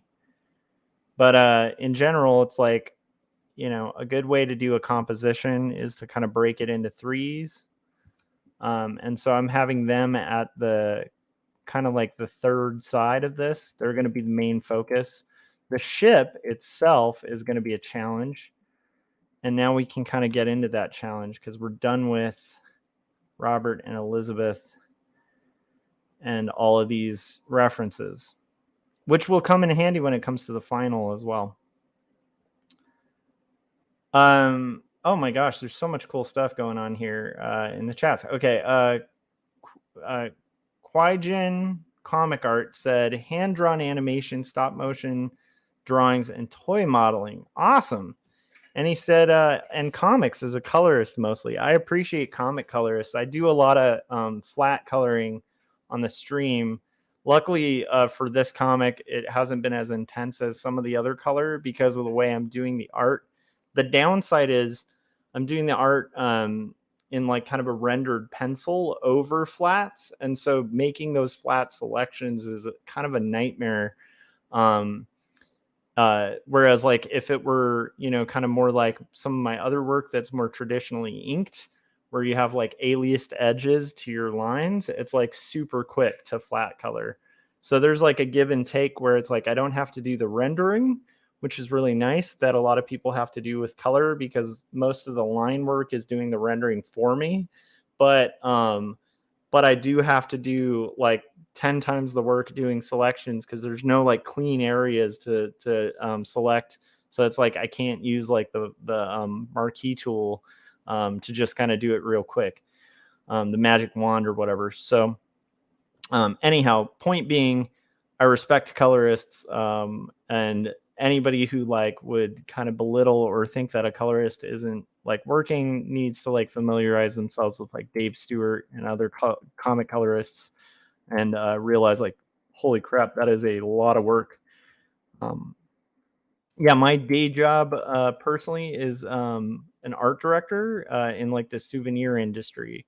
And then I do these like really weird indie comics that tend to be like slice of life, historical fiction, or really confessional autobio when I'm not kind of working at my day job as an art director.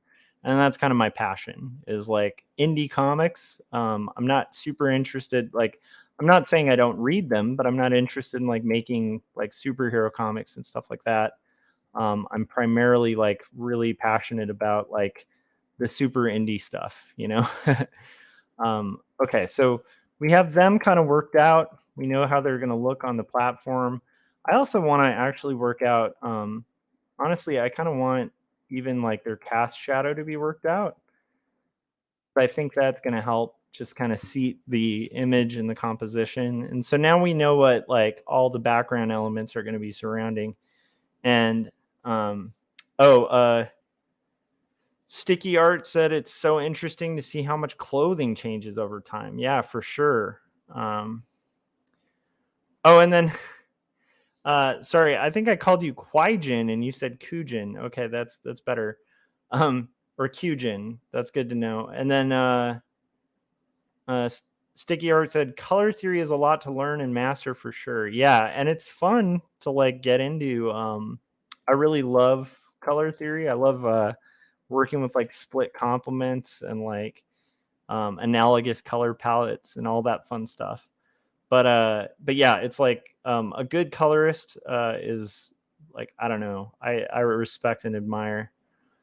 Being a person who's done like mostly my own color because I work, like I said, I don't do a lot of like superhero stuff, and usually like the type of work I do, indie cartoonists in the genre that I work, like we tend to do everything. Like we'll do the color, we'll do the lettering, we do the compositions and everything. And I kind of like that. There's like I don't know if you guys have this as like cartoonists, but I feel like there's like a color, not a color, but a like control freak in most cartoonists. And I think one of the beauties of doing comic books is the fact that you have control over the entire process. Like it's not quite like a lot of art forms, like with video or like film or like any other genre. You can kind of get lost in this. I need my thumbnail again. You can get kind of like, you can get great work, but it usually requires like massive teams. And I think one of the cool and unique things that I love about comics and cartooning is the fact that like you can tell an entire like huge story and have just like this epic nature to it, and be like the director, the costume artist, like be basically everybody. And it's one of the few mediums that allows for that. Although I will say, there's a couple friends of the show that like Jim Luhan and Corey Kerr, who like are in our community, who like are like insane people, and actually do like full out animations on their own. And I've done a little bit, like I did that trailer and stuff like that, and I've dipped a little bit into doing animation, but just power to those people, because I mean, comics, making those on your own is a lot of work, but doing your own indie animations that are like solely made by one person, that's like kind of insane to me, but like mad admirable. So, okay, we're on the deck of the ship. I'm guessing there's going to be, we're kind of trying to imagine like what's it like inside that ship that's up there. So that's kind of what this is going to turn into here. I'm guessing this is going to be a wood deck of a ship. And it's going to be big. I mean, it's going to be a very, very large ship. And I'm loosely pretending that my horizon line's like maybe a little bit higher. Maybe we should actually hold that to account. Maybe the horizon line will be a little lower. That might actually make more sense. Okay, so now we're going to have our cabin kind of things. I'm not quite sure here. Okay, this is going to be interesting to try to figure out the logistics of. Okay. So I'm going to say there's like a kind of a cabin type area here. I think that there needs to be a spot where we're seeing those sails. But we're seeing them kind of from below, but kind of in the distance. So I'm going to kind of put those in the background. I kind of want I actually want to be a little more ambitious with the, not ambitious, but just a little more accurate with the height of this. So I think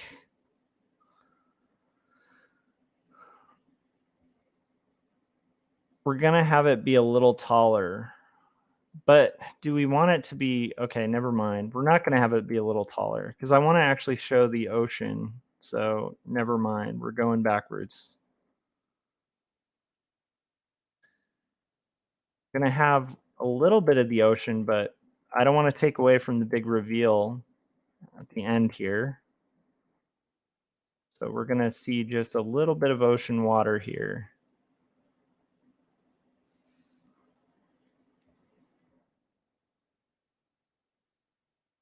And it's daytime. We're not going to see like a ton of stuff. Like maybe we see like some birds. the sun is going to be on the other side, but it's sunrise.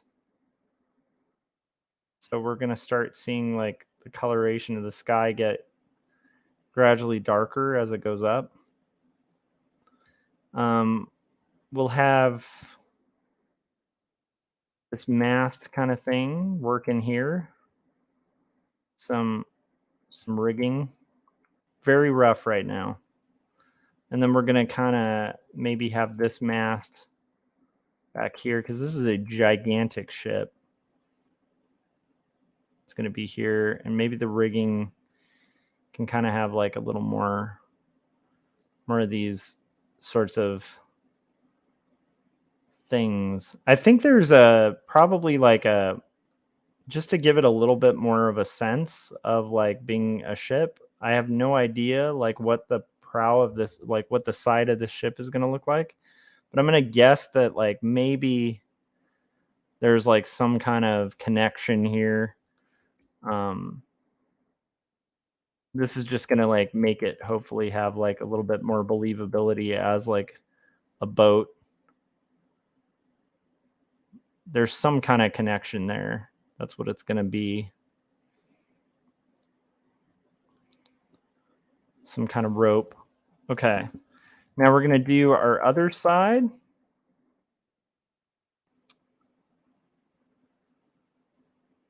Nice. Kyujin said, color theory is fun, mate. And then he said, sticky art, great raid pick, mate. Gonna need a nap before I go to work at 3. What time were you going to stream tomorrow? And then he said, good night, Joshua Kemble. Cool watching you, mate. Awesome works, plus great chatting. Yeah. And like, I tend to, be on these things fairly late. I will probably be, right now it's like Pacific time for me. And so in the US, and so I'll be pretty much like, I tend to stream like late at night, 9 to like 2 a.m. And similarly, like, just kind of working through this comic. We're going to build this comic and make it finished, hopefully. Otherwise, I'm going to have to return in advance to my publisher, which would suck. So, all right. So let's get this going. Okay, and then we're going to do, I think the doorways are going to be pretty easy to kind of work out here. Kind of building out from the characters. I want the doorways to kind of be like more like cabin doorways that you'd see on like a ship. So they're going to be like kind of circular. I think we'll probably have like a, yeah. And then maybe they're kind of embedded a little bit into the ship. We're going to have our doorways. Oh, and then I remember from like the interior, there's like a little side porthole here. That's going to be on the side of each doorway. And this is just going to recede back for a while. There's an awning here. Just again, to make it a little more believable.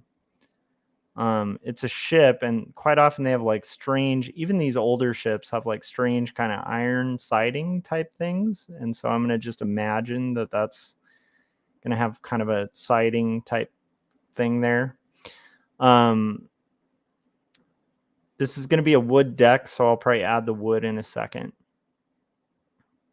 And then we're going to do, this is going to be the room next to theirs. These are very cramped cabins. And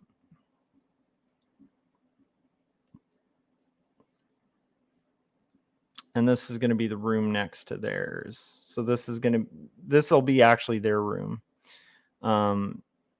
with like the porthole thing. And we're going to do their door, and we're going to cut it in to here. And then we're going to do their kind of cabin entryway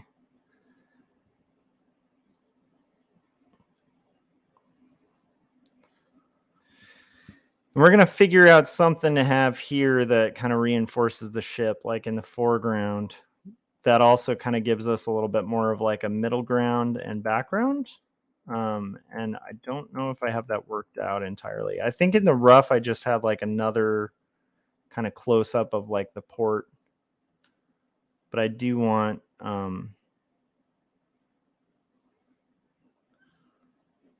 I do want that a little better. Also, if we're casting that much of a shadow, we're going to have a shadow cast pretty deeply there. All right, we're getting there, guys. So to reinforce that it's a ship, maybe this can be like the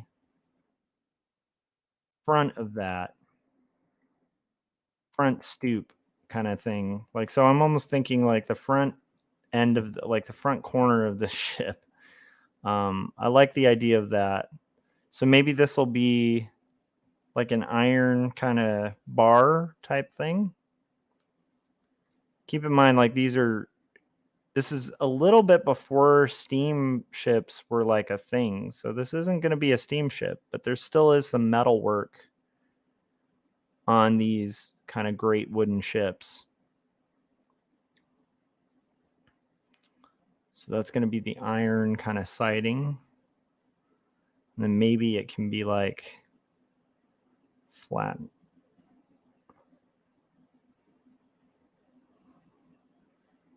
This may be the wrong call too. That's the beauty of this type of thing.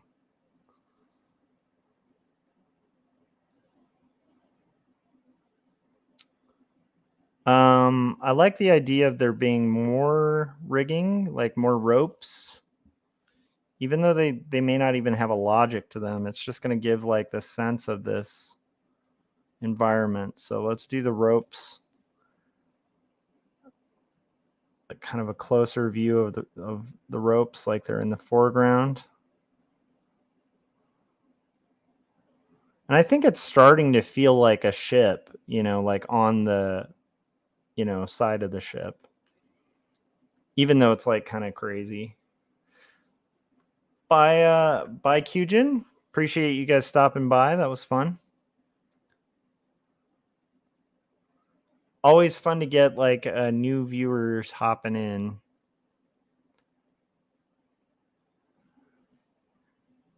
But it's also always awesome having the regular crew here. I really appreciate that. I am still like to this day just very thankful and excited that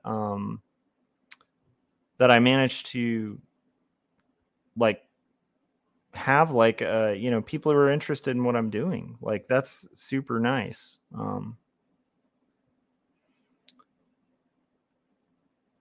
Just as an artist who's kind of doing these passion projects on the side of like what I do for my day job, it's always amazing to me, the internet and just the ability for all of us to kind of connect and to meet fellow creatives too. I think it's really fun. So that's fun. And I like Sticky's idea of doing these kind of streams, but also doing raids, which I think is a more kind of Twitch thing. But I like the idea. I think they were like, this isn't really a thing on YouTube yet, but we're just going to do it. And I think that's pretty cool to do. Kind of a nice thing to do for other people in the community. So I appreciate that. So yeah, actually this is kind of working. And I want this to almost go to like, this is going to be around the corner, and this will create a little bit of a contrast. Doesn't have to go completely to black, but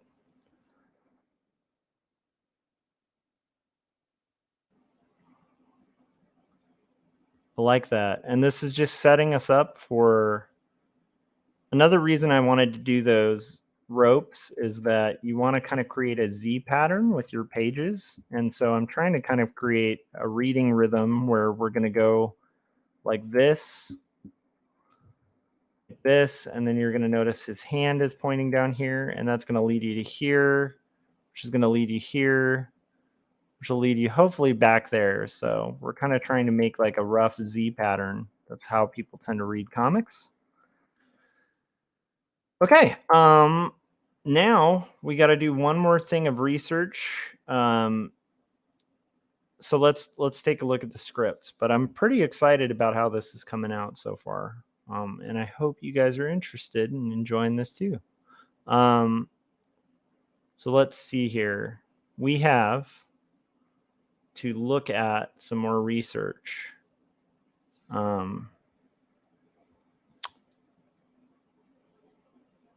Because so we did Robert and Elizabeth bundled in a thick cloak, stand on the deck of the ship, his arm around her.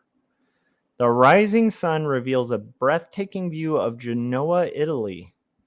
Genoa, Italy. Oh, I want you guys to be able to see this. Genoa, Italy. And then we'll look up Victorian. Let's see if that gets the image that I found earlier. Because I believe it was like, yeah, it's Charles Dickens, who's not too far from the era that she's writing poetry in. And look at this awesome reference. I think that's a pretty stunning and cool reference that's going to like be historically accurate to the era. I had kind of found that before. I looked that up. I read a little bit ahead in the script and had looked that up. But I just think that'll be a very, very cool reference to kind of keep in mind as we can kind of hopefully tackle this page. So let's go back to our daily stream. We're going to, I'll turn off that capture. And now we've got our Genoa, Italy reference, and we're going to finish this up. You guys, this is exciting. It's midnight, and we're possibly going to get this rough done before it's like 2 in the morning, which is exciting for me because that means I might sleep tonight a decent amount. So I like that. I like sleeping. Okay, so are you guys ready? We're going to turn off the list because our list is pretty obvious. The last one's view of Genoa, Italy, and the ship in the distance. And then we need our ship. I'm going to go ahead and move the thumbnail. Look at this thumbnail. Boom. So we have a rough idea of it. It's going to be a ship. I want to pull open the references of the ship. We found this ship last time. This is the one the author was referencing. And I like that angle. Let's see if we can find a better one or if that's what we have to work with. I do think like a side view might be nice. We'll see. That's a pretty good view too. That seems very good. Although, is that facing forward or facing away? Because if that's facing away, that is the view. That is the view. Good. So glad we were able to find that ship. It took so long to find. It's called the what is it called? Let's find out. The SS Laotian. The writer was very specific about that ship. And there's one SS Lotion that we could find from that era, and I think that that's going to do it. So that makes me excited. All right. So let's shrink down our ship. I don't need this one. This ship, I'm going to kind of move down a little bit. We've got our Genoa. We've got our ship. Can move the ship under the Genoa so I have a little room. And then we're at the 2-hour mark, so we're going to play the trailer for my graphic novel, 2 Stories, which this is going to be the Christmas trailer, but this was a comic that came out about 1.5 years ago that talks about mental illness and faith, and it's all hand lettered and then handed to you And so here is the trailer for that.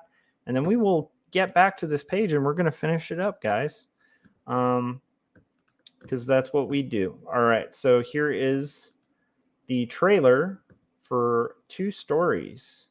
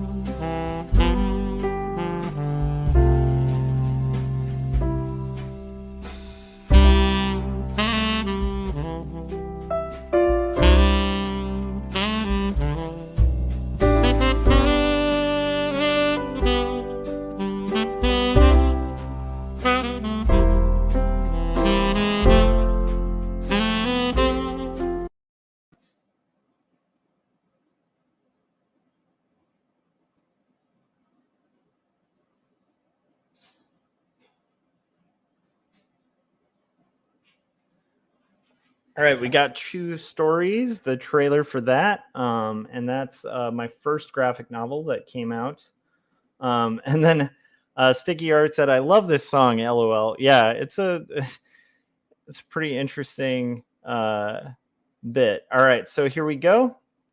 So now we're gonna do a real quick rough sketch of Genoa, Italy. Where's my thumbnail here?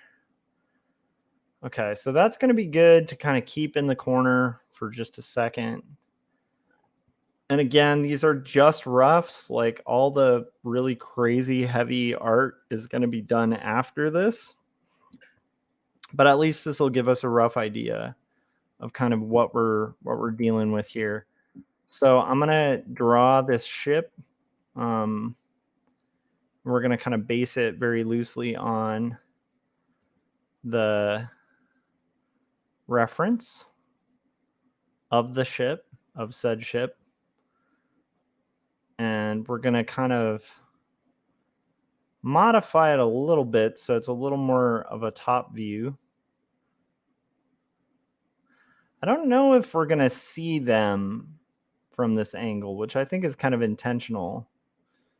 And also, I noticed that the author didn't specify this, but like because of the fact that this whole book, anytime there's a scene change, it's going to be kind of mentioning that scene change in there. Philip said, "I just realized how you put the references on levels. I might have to steal that idea." LOL. Yeah, it's great. It's very useful. It's kind of like back in the day when I do stuff manually, because when I started in art, like digital art was kind of in practice, but there was still a lot of traditional training. And like when we used to do, like I was an illustration major, so when you'd work on like illustrations, you'd like print out like a million references, or you'd have like your clip art files, or your files of art that you had collected, or reference photos that you'd taken and gotten developed, and you'd almost make like a tack board of all of those things surrounding your drawing table so that you'd be like inspired by these things, which I think is a really good practice, because you just have all these visual cues to kind of pull from. But the great thing about like obviously working digitally is like why do that physically? You don't need like these physical cork boards all around you and stuff like that. You can have all your references like on different layers, and then it's like very advantageous because you can kind of move them around just like you would on a tack board, to like draw your stuff. And I know, Philip, you're probably familiar with that too, because it's like at animation houses, man, you like if you're working on a movie, you have like all sorts of references surrounding you. Or you're like going to the zoo and doing like a million sketches of animals or whatever it is. And then you're going to have those sketches just kind of compiled all around you so that you have all that visual language to kind of pull from. So you're not like restricted or restrained. And so that's super helpful. Yeah. And then Philip said, ooh, yes, I remember that from my animation days. Yeah. So it's like, it's basically just the digital equivalent of doing that, you know? But yeah, an illustration for sure. Like it's always good to kind of make like a mood board. Um, and you know, sometimes your time is just not going to allow it. But the sad part is if the time doesn't allow it, then you kind of end up with this like, I don't know. I like again, I've done stuff for clients on all kinds of deadlines, but if I'm working on my own personal work, I want it to, especially if it's like a historical fiction thing, I definitely want it to like have like a sense um of that, you know, amount of involvement with like, you know, commitment and stuff. If you're working on the advantage of like working on stuff that takes place in present era is like it doesn't require as much because most of that stuff's kind of in your head. Like I don't often, you know, travel on a ship like this, but if I had to just like generically like sketch a more modern ship, I'm going to have a much clearer idea of that in my head because I've seen modern ships, you know. But your visual library in your imagination is much slimmer, you know, when you are less kind of familiar with it. So this is going to have Genoa, Italy up here. And all of the stuff we've been doing with that is usually having it on like a scroll of some kind, which we will obviously work out on the final. But for now, we can kind of mock it up. It says Genoa.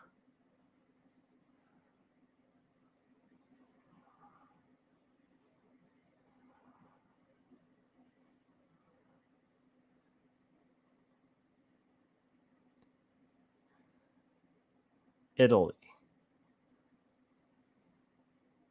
And I'm just trying to give like a sense of like I'm familiar with the typeface we're going to use for the final, so I just wanted to kind of feel a little bit like that. Just so when this goes to my publisher, they can kind of visualize like what is this final going to look like. As well as the author, right? Like the author, you know, my sister who wrote this is going to be reviewing these too. But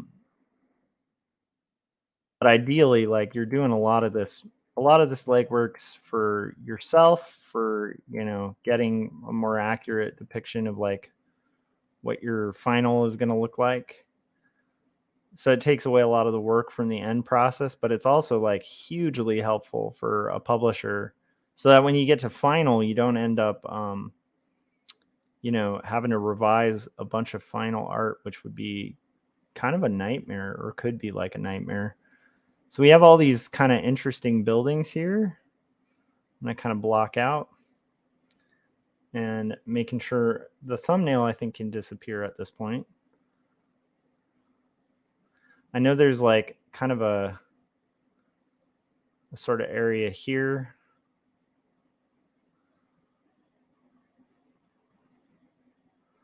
Just thinking like bigger shapes first.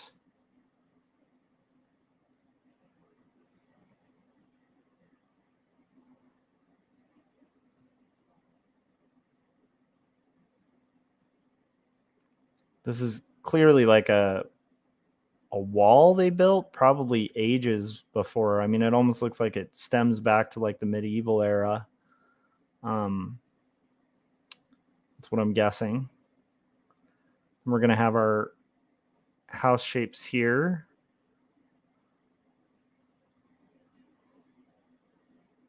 And this is going to be just like houses stacked on houses. Very interesting doing this.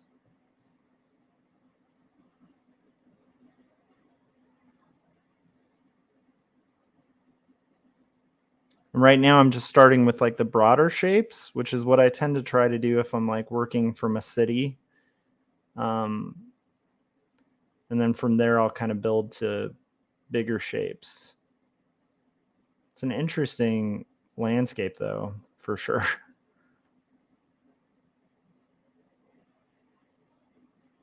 Kind of a castle type thing up there. And then here is like a more modern, but like Victorian type building. It's going to be here.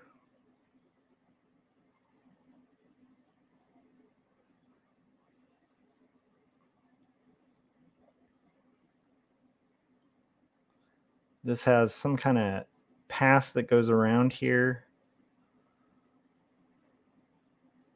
And we start with this kind of carved out section. Very interesting.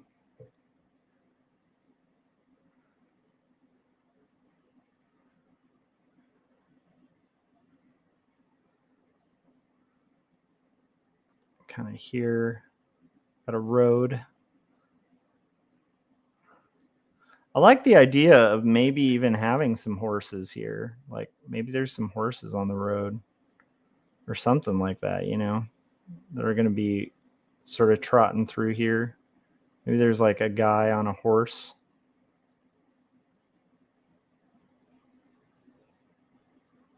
And maybe we'll have some of this road up here. There's definitely like some trees going.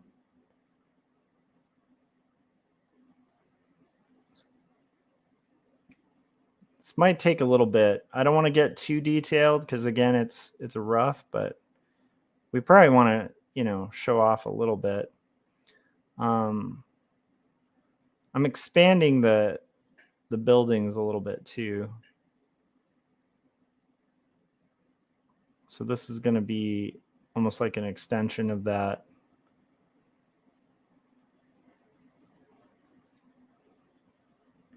Sort of castle wall type thing that's going on here. And then it seems like there's probably like some buildings that sort of expand out from here. So that's probably what I'll do here is like maybe make another building that's kind of similar to that Victorian building. Up here, and then we'll probably have like, some of this landscape that kind of becomes like rocks.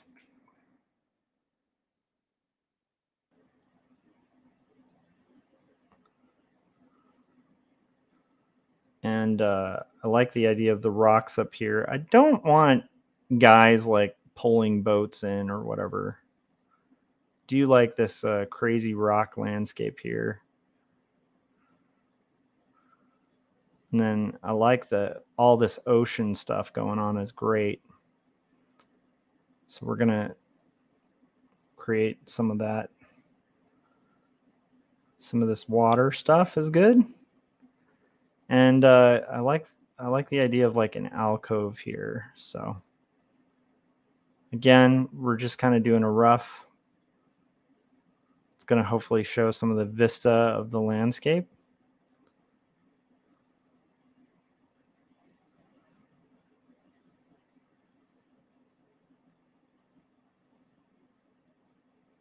And maybe we will have some clouds.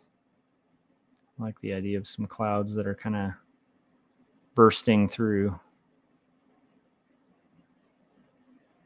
But it's sunrise, so we're going to have like the sun just barely here, kind of dipping over. And then we're going to have like some bands of color that kind of radiate up. And now we can kind of start adding a little bit of detail. Okay, first we're going to do some water details. A lot of that can be done in rendering, but I do like the idea of kind of having some of this worked out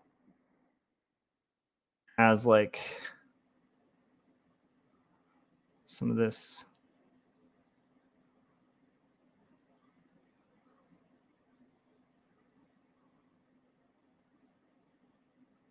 worked out a little more, some of it less so.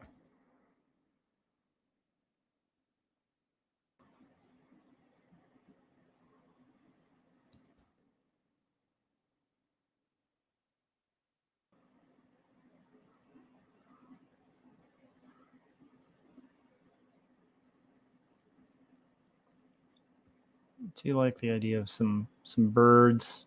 I know it's just the cliche to just do the little V, but I like that idea of some birds just to kind of show the immense nature of this.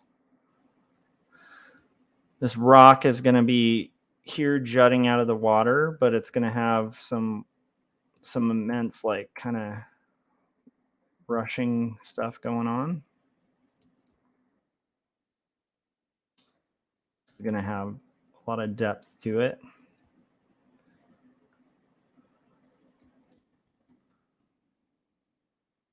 Right now, we're just trying to rough it out so people can kind of get a sense of what it's going to show.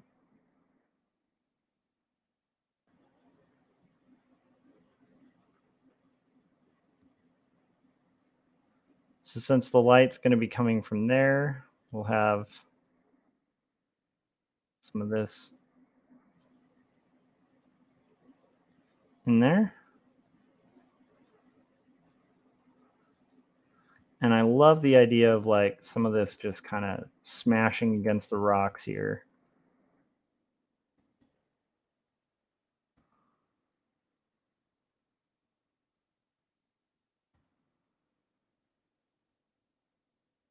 Okay. We have our ocean kind of there. I'm going to get the sky, and then we'll get the city last but not least.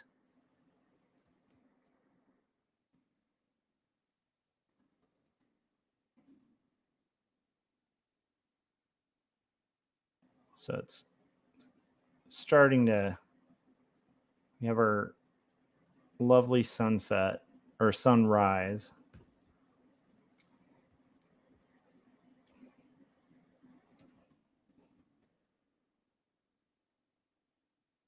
Then I'm going to add some shading and see how far that takes us. And then we'll add a little bit of detail because, again, it's a rough, so we don't need this to be like a masterpiece at this point. We just need to kind of convey what we're trying to do. It's kind of like doing an animatic, right? You're kind of roughly blocking out what you're going to have on your final.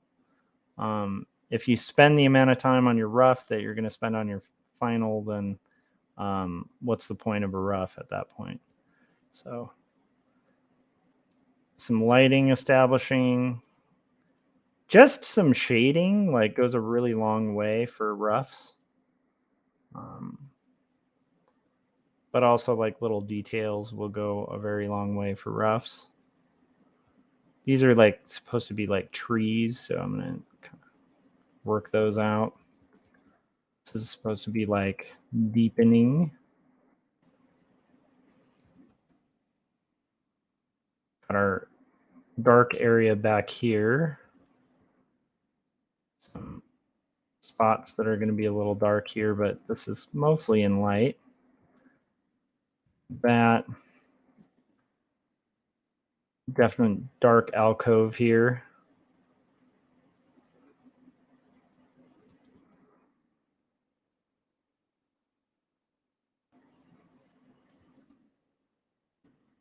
And I think I like this actually.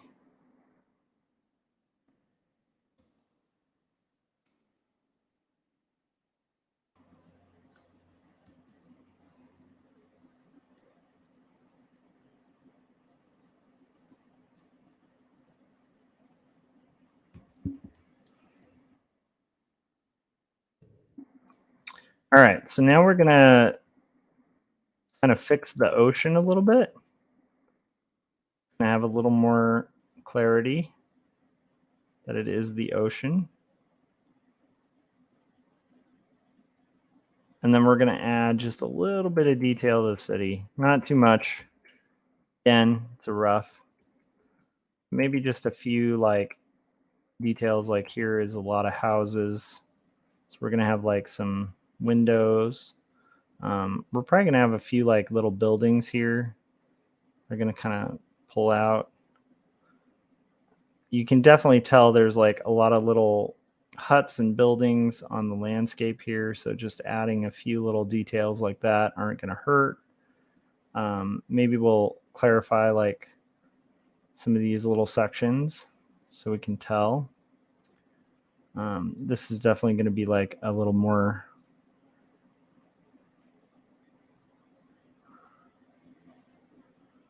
And this has like a thatched roof kind of thing. So just clarify the roof. This will be like a kind of has like a darker roof up there.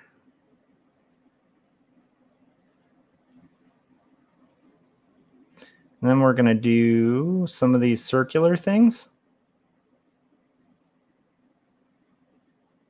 I like the idea of this kind of having some of this.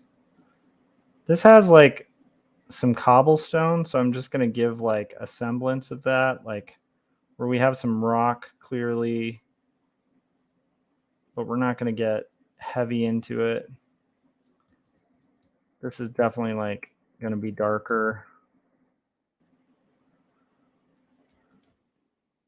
I like the idea of this also having some of those little rock craggies. And then we've got like some of this going on here. We've got like a definite thing that's going to be casting a shadow. Windows. Some other windows. Let's do like a bit here. Kind of clarify that building roof a little bit. This is going to be like more of a interesting kind of top heavy hut that has like these little things and then it recedes back. This has its own little village thing.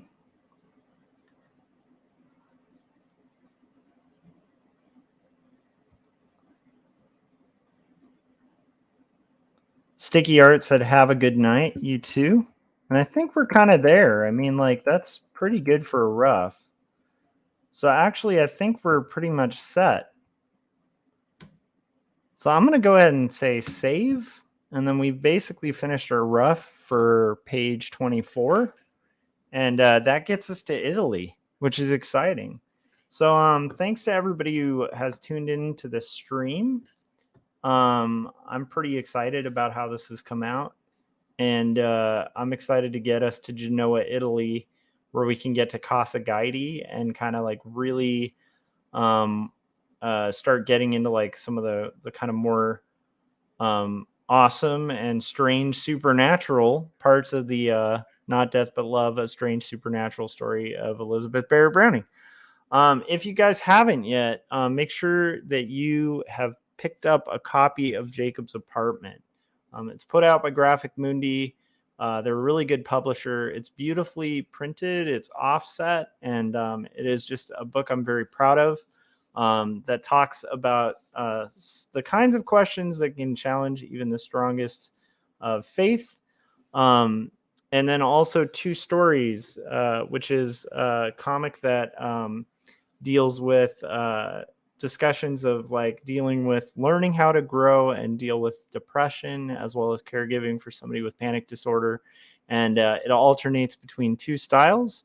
One style, which is this like kind of cartoony kid that you're seeing there on the screen, and it feels like it's getting blown out. I'm going to try to put it real close so you guys can see it.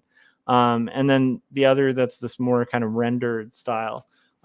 And Two Stories is actually on sale, like, so you can get that. Like, that's a good first intro book to my work, and it's at a discount on Amazon right now. So I'd highly encourage you guys to check out those books. That's gonna do it. I appreciate everybody who showed up to the chats. Sticky, thanks for the raid. Philip, thank you for the compliment. He said, that's a really nice page, Josh. That'll look amazing in color. Thank you. I can't wait to kind of finish it, render it out, and do the final page, but I feel pretty good about this rough. And I do feel like we have the movement, the lighting, and a lot of the things established that are super important for it. So that'll do it. And I will see you guys on tomorrow's stream. But I feel pretty good. We got like a couple roughs done today. We got a rough done yesterday. So there's some roughs for my editor to review. First day back from the 4th. So on the 5th, they're back from vacation and they're going to be met with a bunch of roughs to review. And that's a good place to have your publisher. So that'll do it. If you haven't also hit subscribe, hit the bell so you get notifications when I'm about to go live. And I will see you guys probably later tonight when we work on roughs for, oh my goodness, page 25. Although I'm debating if I should do roughs next or just go ahead and finalize these 4 pages, because at least this gets us to Italy. That's a nice separation, because after this we have to change scenes to Casa Guidi, which is a location we'll be at for a while. So it might actually, I do like kind of splitting these by location, so I might do that, but we'll figure it out. I'll see you guys on the next stream. Happy 4th of July, now 5th, and I will see you guys next time. Bye.